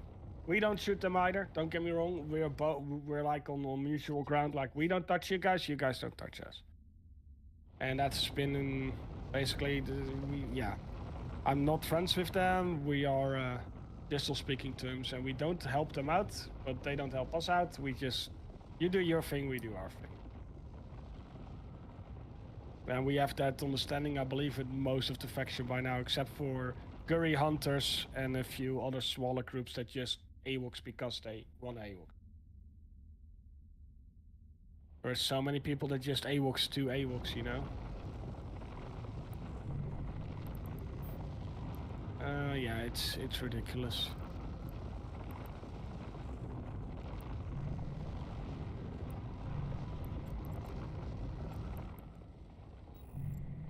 It's not how it should be.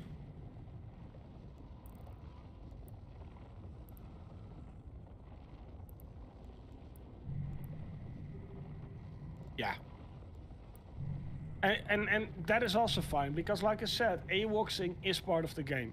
It is literally the same as ganking. As long as CSP allows ganking, AWOXing should be a part of it. Yeah, but we do the same, Kuramati.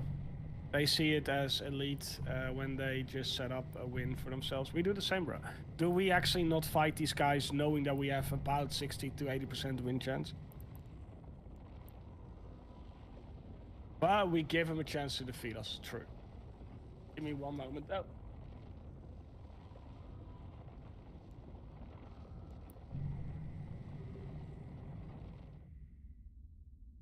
So that's it's better again. Yeah, I play on the ground, but my seating sometimes moves a little bit. So yes, I am literally sitting on the ground, boys. That's how I play. Bro, I play very Yes, I can show you how I play. Hold on, I must have.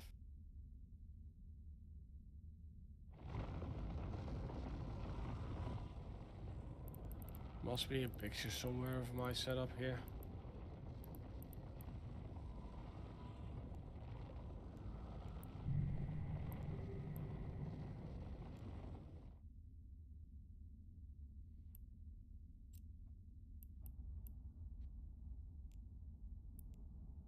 Another picture time? I'll probably in picture time. Hold on, give me a sec. Let me scroll up. Too many fucking pictures at picture time. That's where the channel is for, I know.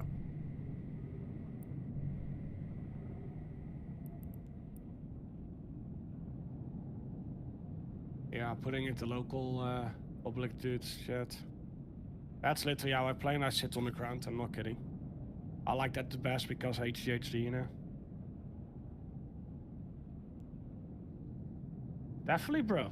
I am actually even tempting if I can find like 2 or 3 pilots that are willing to fly like skirmish for me, like skirmish links and 1 command. I'm actually even thinking about bringing a Kronos or 2 out.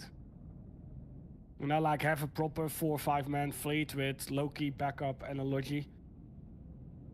Like webs, you know, so we can actually kill the fleets. But yeah, hey, like I said, we're small, so that means I have to do with what we got, and that's about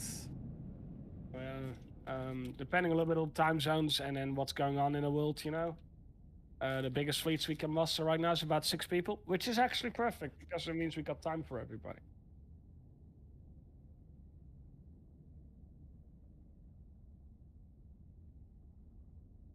The guys are good. I did a calculation of how many people I turned away last month. I turned away last month about 44 people.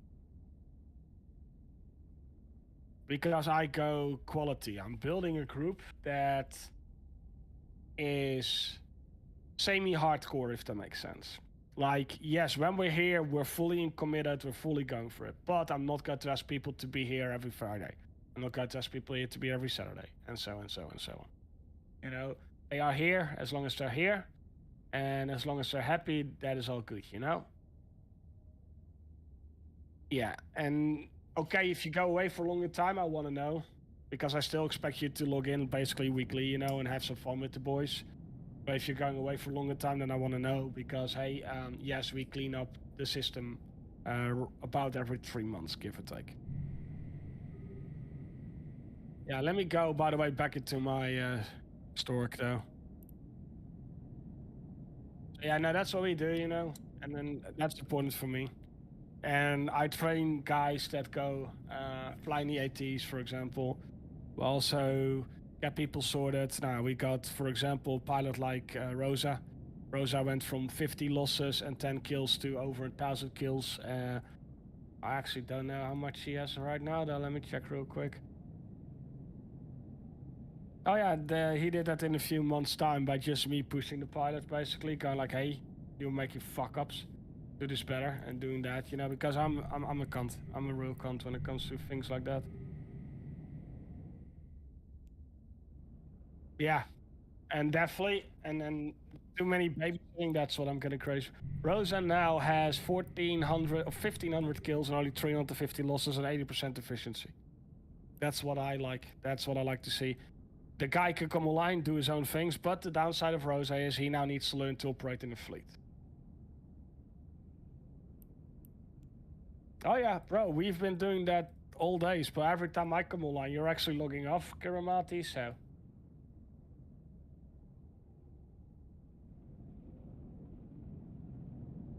But the downside that I have is I'm still a fucking CEO. So about 60% of my time actually consists out of teaching people. So I will sit down, talk to somebody, go like, "Hey bro, what you doing, you know? How you looking? What you thinking, you know?" That kind of stuff. Well, Rosa actually have the time. By the way, that course in Navy, is it hours or not? Are you outside, Crete?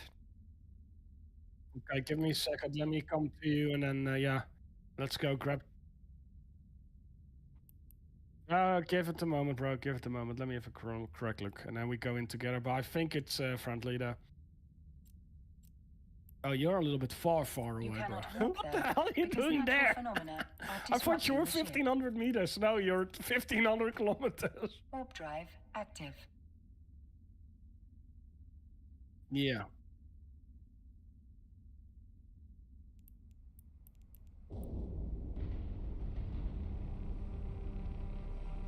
Oh, that's good, bro. No, indeed, Karamati. Like I said, I recruited three Americans last month as well, or last month, start of this month. And they are getting good as well. They're getting into the hang of it, and I don't want people with a brain. So, and I send people. I will send you to the correct corp. You know, if you're not a fit for us, I will go and send you out where I think you will have the best time in Eve, because we need every single pilot in Eve. So I will definitely make sure they're still good. You know. Let me know when you're outside, brother. Okay, giving you boost. Let's go in. Warp drive active.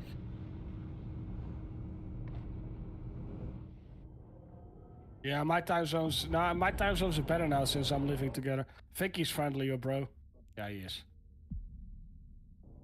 Oh, it's Ivan. Ivan is a cool dude. I will ask Ivan to join fleet with us there.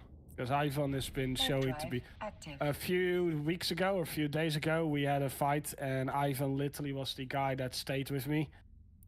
You know, so he was literally sitting there and staying with me into the fight. And not warping off like 3 others did. So we killed 5 Vexers versus 1 E&I loss, you know. And if the other guys would have stayed, we killed all 5 without a single loss. But, yeah. You know, it is what it is, you know, you cannot help it. Hills!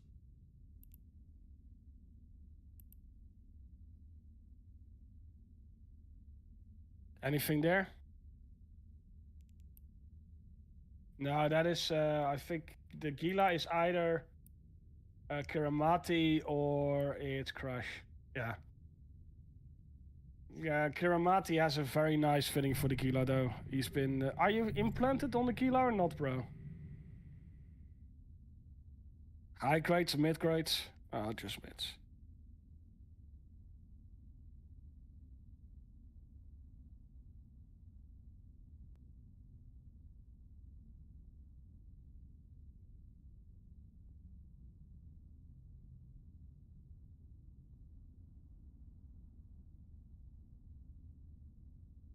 Oh yeah, bro. Factual Warfare saved my Eve, I will be honest. Even with all the drama that's here, Factual Warfare saved my Eve. Let me warp to the medium as well, bro. Let me come and sit inside with you. I can get you... Yeah, what I need is like a spreadsheet where all the drugs and all these shit are actually... Because, no offense, there is nowhere on Eve an actual let me rephrase myself. A proper way of finding... Let's go in, bro. Hey, he can share. Kiramati shares, don't worry. Warp drive active. Button.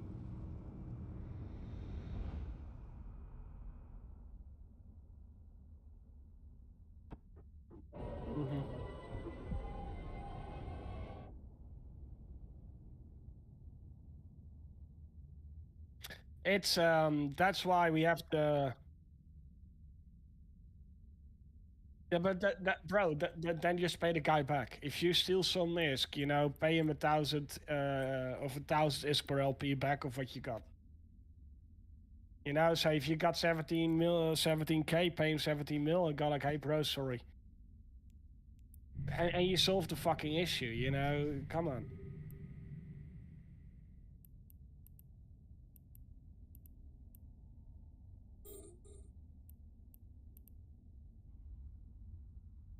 Yeah, the guys from what do you call it? The guys from Black Rabbits will always disagree on what I'm going to be saying, so please don't convey this any further because it's only going to cause drama.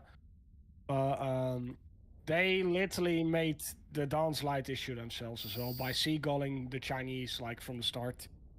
You know, they literally started basically seagalling and started getting that on their nerves, and then they started shooting them, and then they called AWACS, and then they started countering AWACS.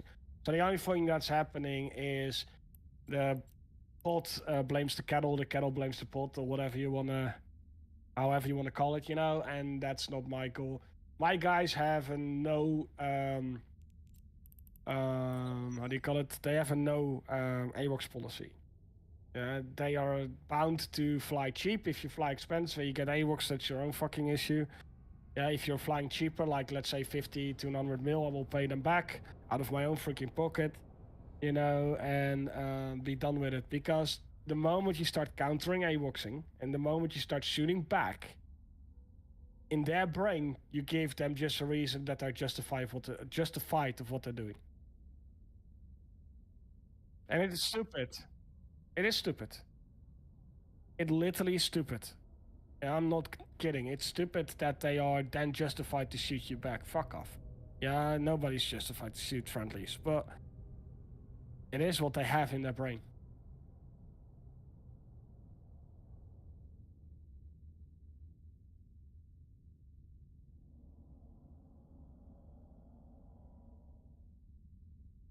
The data see, oh, you see, they shot me first, or they shot me after, and then, you know, and they go like, yeah, but I didn't shoot them first. Yeah, you did, you cunt, but you just don't want to admit it, because you know you were wrong.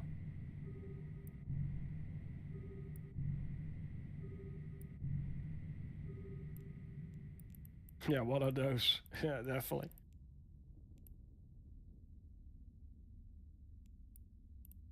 Now we just need to, and like I said as well, I speak to guys like Governor Lee, you know, we have whole conversations of hours taking. You know, we make a plan, and even my own guys go there like, yeah, but why are they not giving us a room? Because keep in mind, they got a fully rigged Aspel in here. They got a fully rigged everything else in here, you know?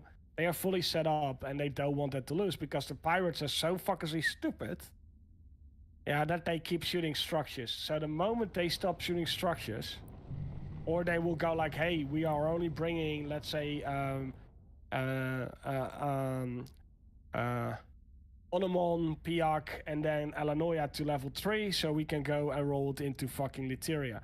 Literia we bring to 5, and we just close down the pipeline.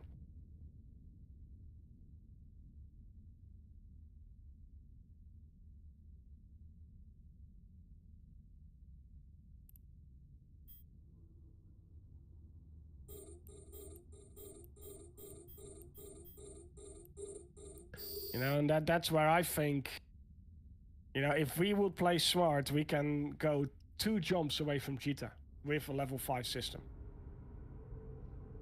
Yes, I'm not kidding. We can literally go 2 jumps.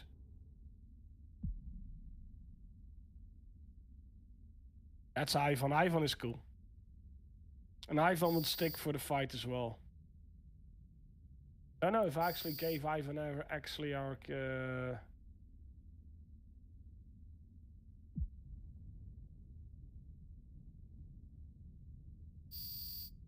No, but that is actually, you know, and then if people would have had brain cells, but no, what does Black Rabbits do? The whole they sit with a bubble on the gate cap and color to lead PvP.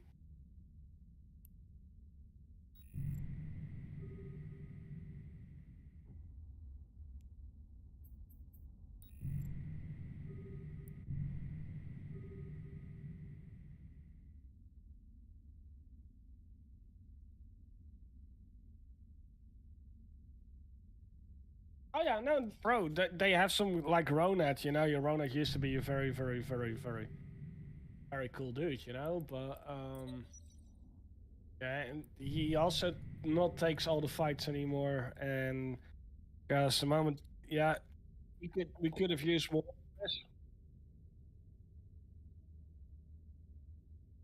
No, he's a good guy. Ronat is a good guy, but, yeah, it would have been cooler if they actually made more tactical sense instead of things, because keep in mind we get 80% drop rate as well for if something is stage 5, and that's everything we kill is an 80% drop rate instead of 50, and that will make fights always good, you know, because that means as well that if we're in a pipeline, you know, freighters, orcas all come through, you know, you're looking at billions just for the grasp.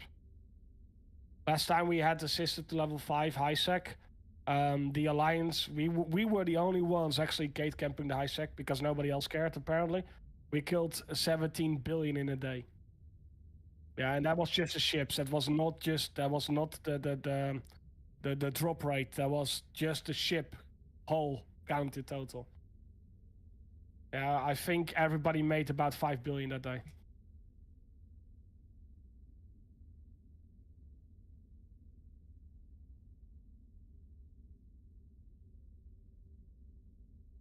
And that's definitely pro.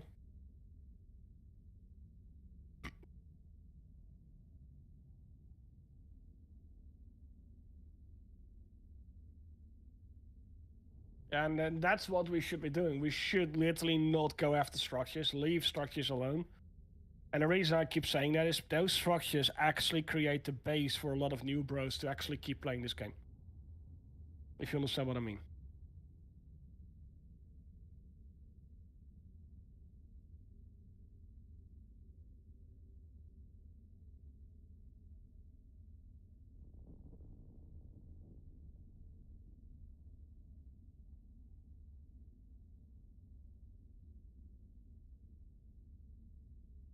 But yeah, that is what I think should be happening. Ah, fuck you.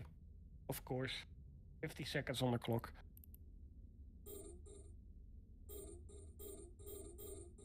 Oh yeah, hold on. I need to tell people that I'm buying LP today for the tomorrow morning for the last day though. Sand pirates. Before date.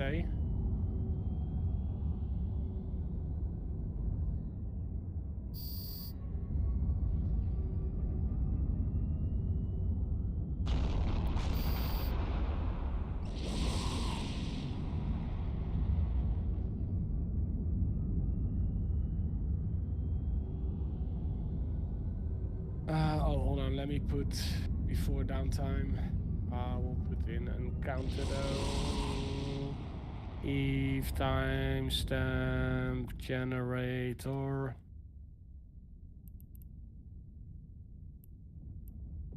Oh, I just want to have a generator. Sorry, boys, was not paying attention on the rats. My apologies. You can blame me. Tell me I'm stupid. I know.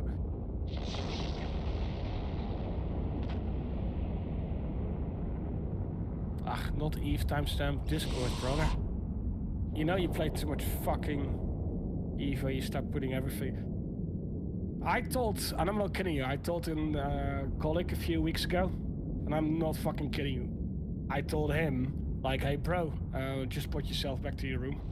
Oh, fuck. No, that's all, and he looked at me like, what the fuck did you just say? I went like, yeah, no, there's nothing to do with you.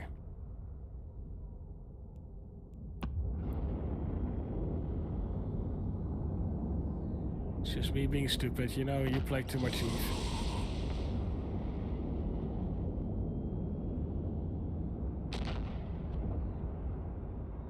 Bro, my girlfriend knows that this is literally my hobby, basically. Like, this is my hobby. And she is always good with it, so...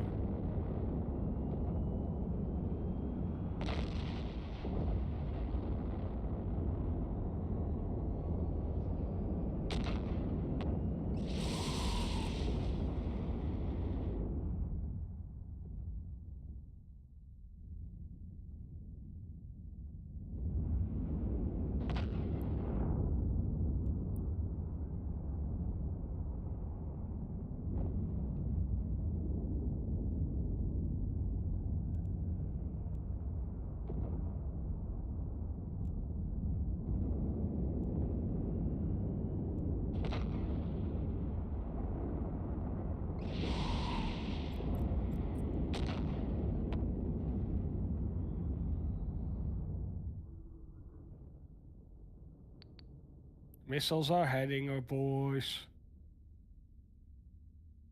Nah, it's good, bro. And my girlfriend, I make deals with her as well. Like, hey, once a week I just go play late, you know, so I can play with the Americans. And she goes like, I don't like to go to sleep alone. And then I tell her, I know, But you also know that I need this game to be capable of dealing with your issues. And then I get slapped into the fucking face again from her, but hey. No, I will never say that to her. I will think it sometimes, but I will never say it.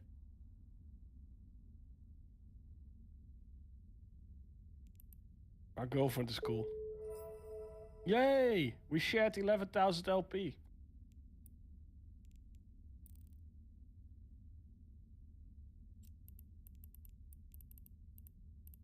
Yeah, no problem, bro. We will kill the diamonds without you. Don't worry, Kermati. We don't need you anyways. Already replaced. I got to check how many are docked up in the S-Bell real quick though. Oh, we have a medium. Let's go medium.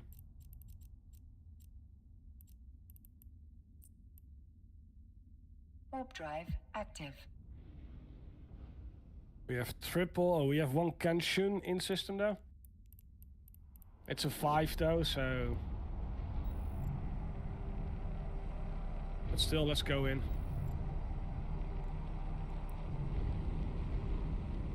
Oh, we reached stage 2. Warp drive active.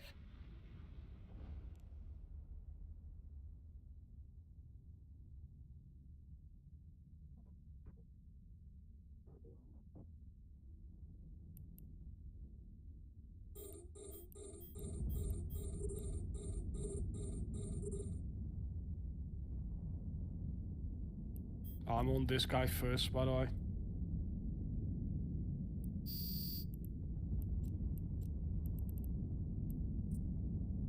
And then I will be switching out to that one. You got range probably as well, just like me, so.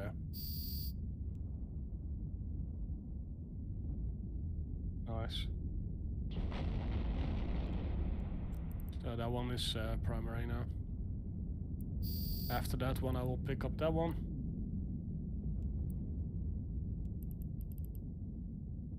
Ivan is a Piak now.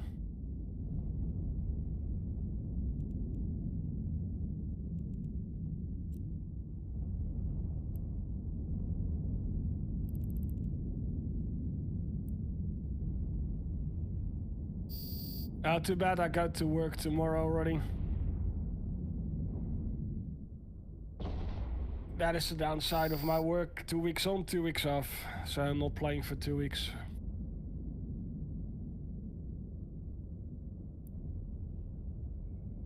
Bro, it's perfect. Don't get me wrong. It's actually, I love it. But the only downside is that being a CEO of a small group instead of a big group, that means a lot of things always come out of my hands. So when I go offline, certain people will be less organized than when I'm here. That's the downside. But hey, if that is everything, you know, I can pick it up once I'm back, and I'm always reachable over Discord anyways, you know. And everybody that needs me has my Discord, so. Even the big bosses in EVE have my Discord, so yeah, I don't care. Even the GMs have my fucking Discord.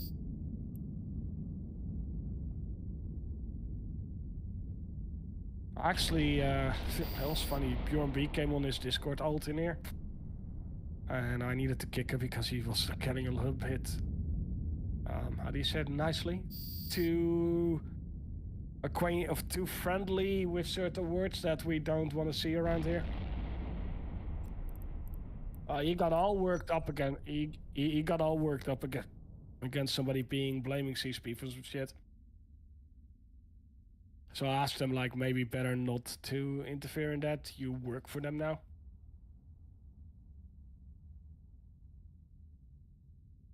Which I'm surprised about, because I actually saw Romantic Exercise online yesterday. Which I'm actually surprised about, because as far as I know, he's not allowed to play anymore. Unless that is a rule that changed.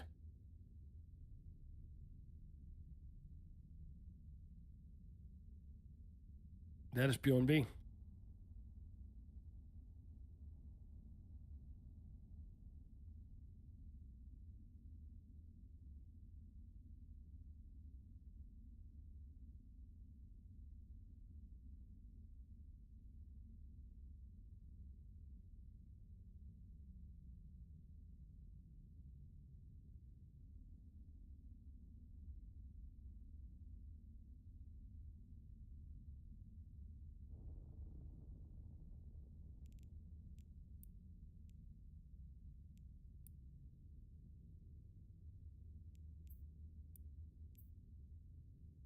That is B. So, but I don't know. Maybe they changed them. Maybe they're allowed to play again. I don't know.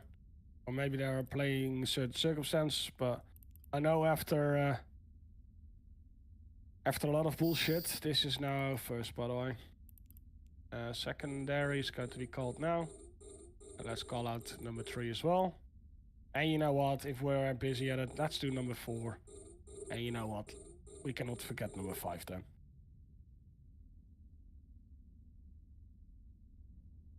But hey, if they're not...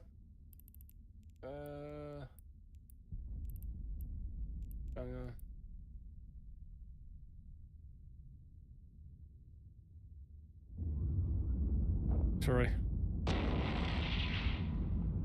No, one of the Alliance members is asking where I will be catching the plane tomorrow. And he was like, otherwise you come over and eat at my place tomorrow evening. I go like, yeah, no. I like to stay at my house as long as possible before work.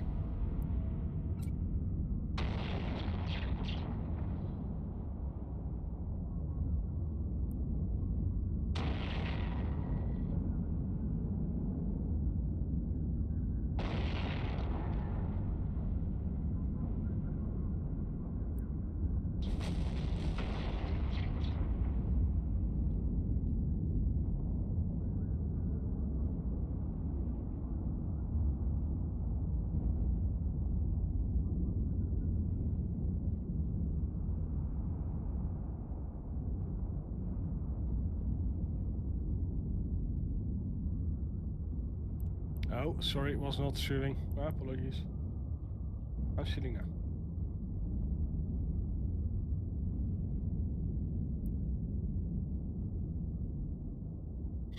It's fine, mate.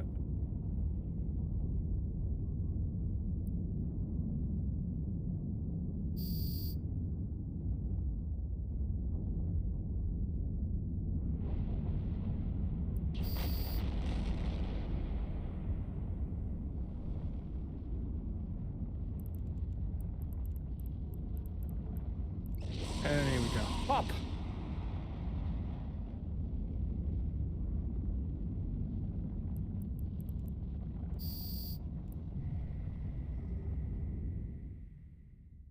Oh, I like this little stork bread.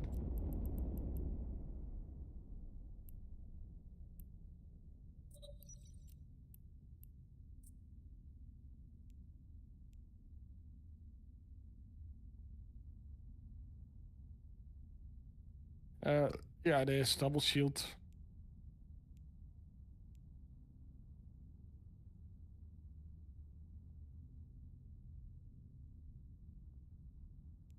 I can give you the fit on. I call it AO DPS just so that I can be like the sheep in wolf's clothes, or the other way around. What is it again? The wolf in sheep's clothes?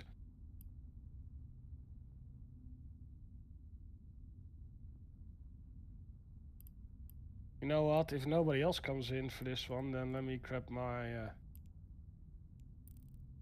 small algos and also put it into this site. This algos isn't, they call it nicely in bait algos. Basically, it's just fully T1 fitted, and it's to check out response times of people and shit like that.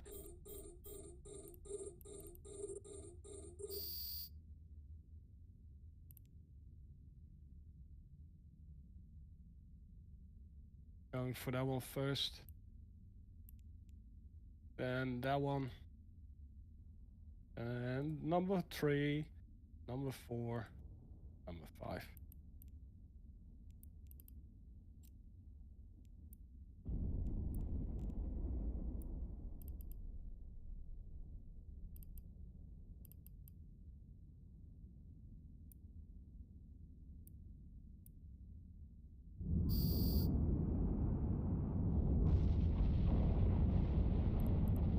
I'm surprised that the guys from Astrobots hasn't come in yet though.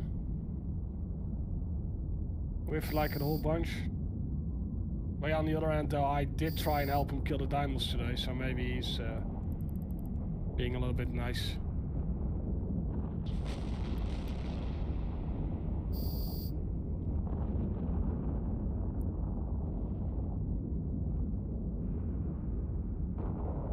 actually not free them up yet, though. Nope.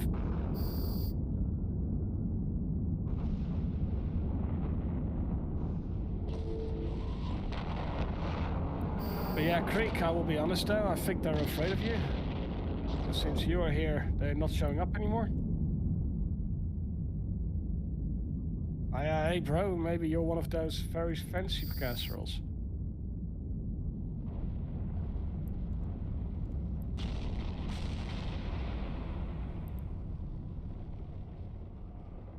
Now you're fully implanted, 12 billion ISK in that fucking thing, full fucking Officer Purple mod. I do understand where you come from. I do.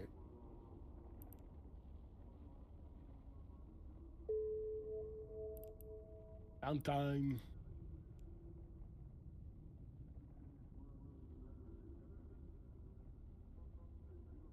Oh yeah, shit, it's 15 minutes. Ooh, that's going to be a close one on this one then.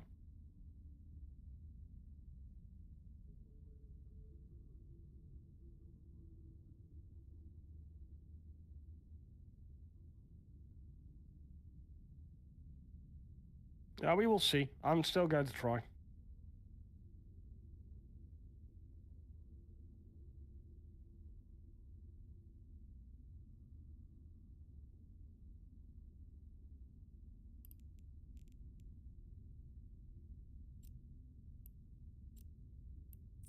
We can still try.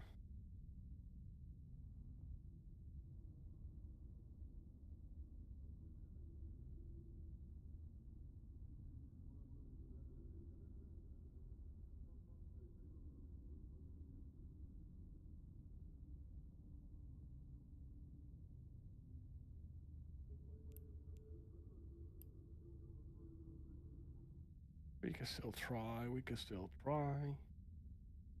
Ooh, we have a mobile tractor unit out. That is something that I am so horny about always. I like killing mobile tractor units because of the fact that sometimes the owner died and the mobile tractor unit got everything in the what do you call it, in the thing.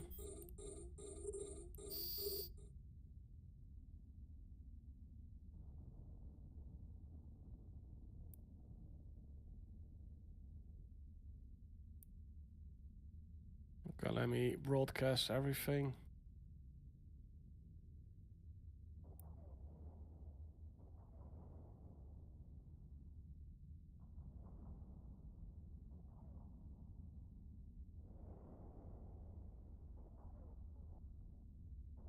Up.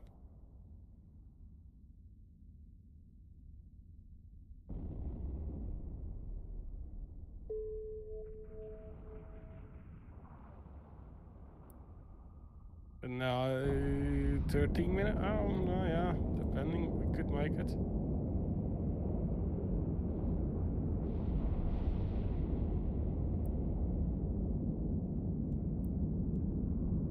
We also do some high-sec gate camping a lot as well, you know, like just sitting in the pipeline in Literia, for example, and grabbing people in between, you know. That's actually a lot of fun to do.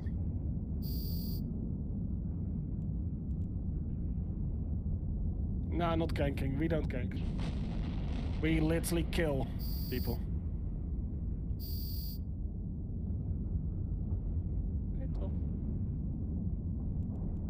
You know, like not ganking, so we are not there to just OP gank you out. No, we will be sitting on the gate, you know, and just be grabbing whatever comes through, basically. So either PvP ships or whatever else. And we're not there. We're not scanning people out before we go there, because there is one thing. There are two things I don't like in Eve. One of them, I had 3 AWOXing as well, but basically when it comes to high-sec shooting structures, because structures, and I've seen it firsthand, I had colleagues that come play, and they were finally playing. They were playing for 6 months. They were having fun. They were enjoying themselves. They told them as well, don't place a structure, you will get yourself ass whooped and that kind of stuff, and I'm not coming to save your ass. So they built a structure after 6 months of grinding. They built it themselves, you know, everything, you know, like even the blueprints, they built the whole motherfucker themselves. Took them with 6 people, real life people, you know, all few alts, that kind of stuff. They were fully invested. And they wanted that structure because it's a little bit of their own spot, their own place, their own location. I told them, don't do it, but okay, hey, who am I? They got it blown up within like a week, give or take, of actually getting up, which is, in my opinion, where the downside is, because there's nothing they can actually do without paying somebody big ass fucking money every month to keep that structure up, which in my opinion defeats the purpose of structures in high sec. That people are needing to pay money to actually keep that structure going, which they won't earn back, if that makes sense. Because that payment is way higher than the earnings that they will make with the structure. So that pisses me off. But they got it destroyed within like a week or a month or whatever it was, something close at least to that, of the time. And yeah, that literally basically told 6 pilots with each at least 2 alts, and alts I mean 2 extra accounts, to just quit the game and not come back anymore. And that's what happens a lot, the bullying of people basically, and that's with ganking as well. A lot of people actually think that ganking is not as harmful. A lot of people actually quit after they, how do you call it, after they got ganked, you know? And then you could say it's part of the game. Yeah, true. I agree. It's part of the game. Does not justify it. And it's a good thing for the game, you know?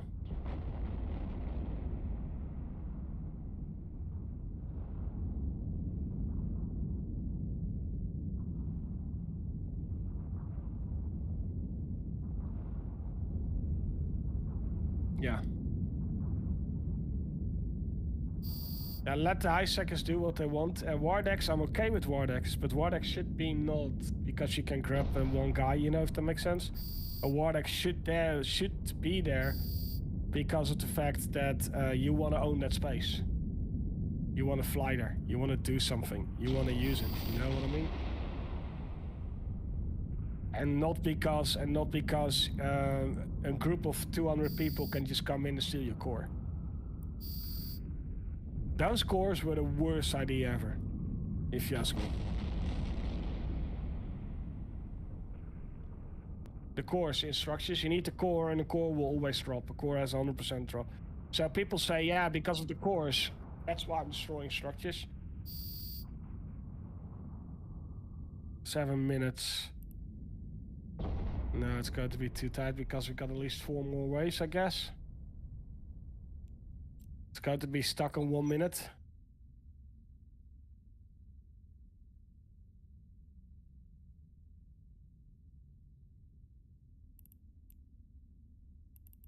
If we had the Gila from Kiramati here, you know, it would have been better. Hold on, let me switch my alt's character real quick into a little bit more DPS now. I should have more DPS at the station.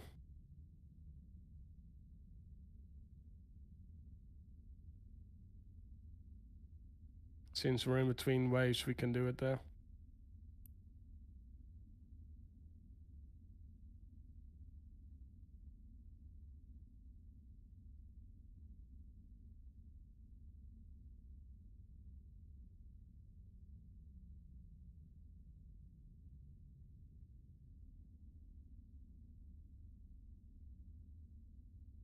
No, so yeah, in my opinion as well, we need to protect high sec because it takes about 9 months before somebody gets hooked to the game and fully understanding the game. Once they're 9 months in, they start venturing into low sec. Once they're there, they fully get into the game, and then you got them basically. But yeah, you need to literally have them before, if that makes sense. And that's why groups as AO are actually pretty good, because they're pretty organized and they're pretty new bro friendly and helping out and that kind of stuff. Even our structures, our Sand Dude structures, are actually pretty safe under the flags of AO because we made a deal. You know, they don't attack ours, we don't attack theirs.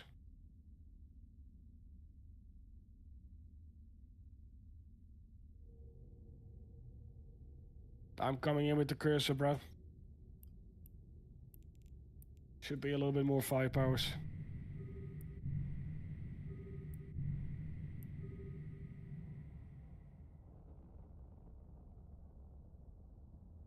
And that's perfectly on time though.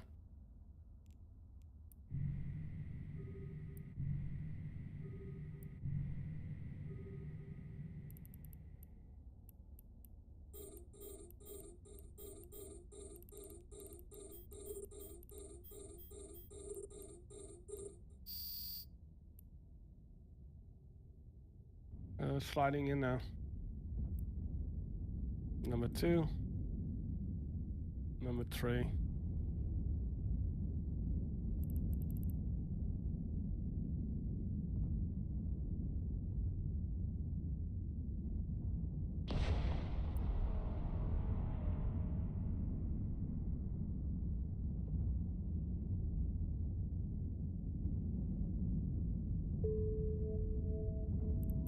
No, we're not getting like this. I like it though. It's always fun to try.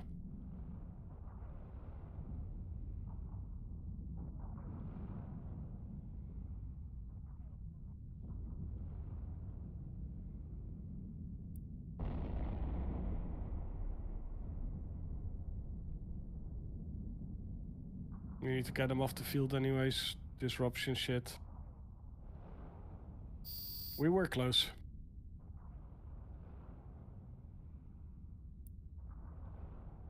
Four minutes. Yeah, we were close. 1 minute on the clock probably. Okay, closing this one off. Getting drones back in. Docking them up. Alright, there will be another 2 ways, and this one will be reset after downtime anyway, so... Warp drive Docking up active. in the main office.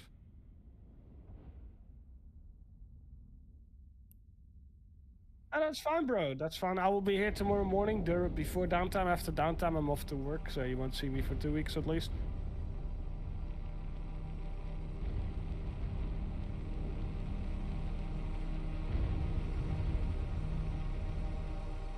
Hey, it's up to you, bro. Whatever floats your boat. Like I said, I'm not here to tell you have to be here. You're not my fucking slave. Because that means I need to start. That means I need to start paying you, and I'm not going to pay you.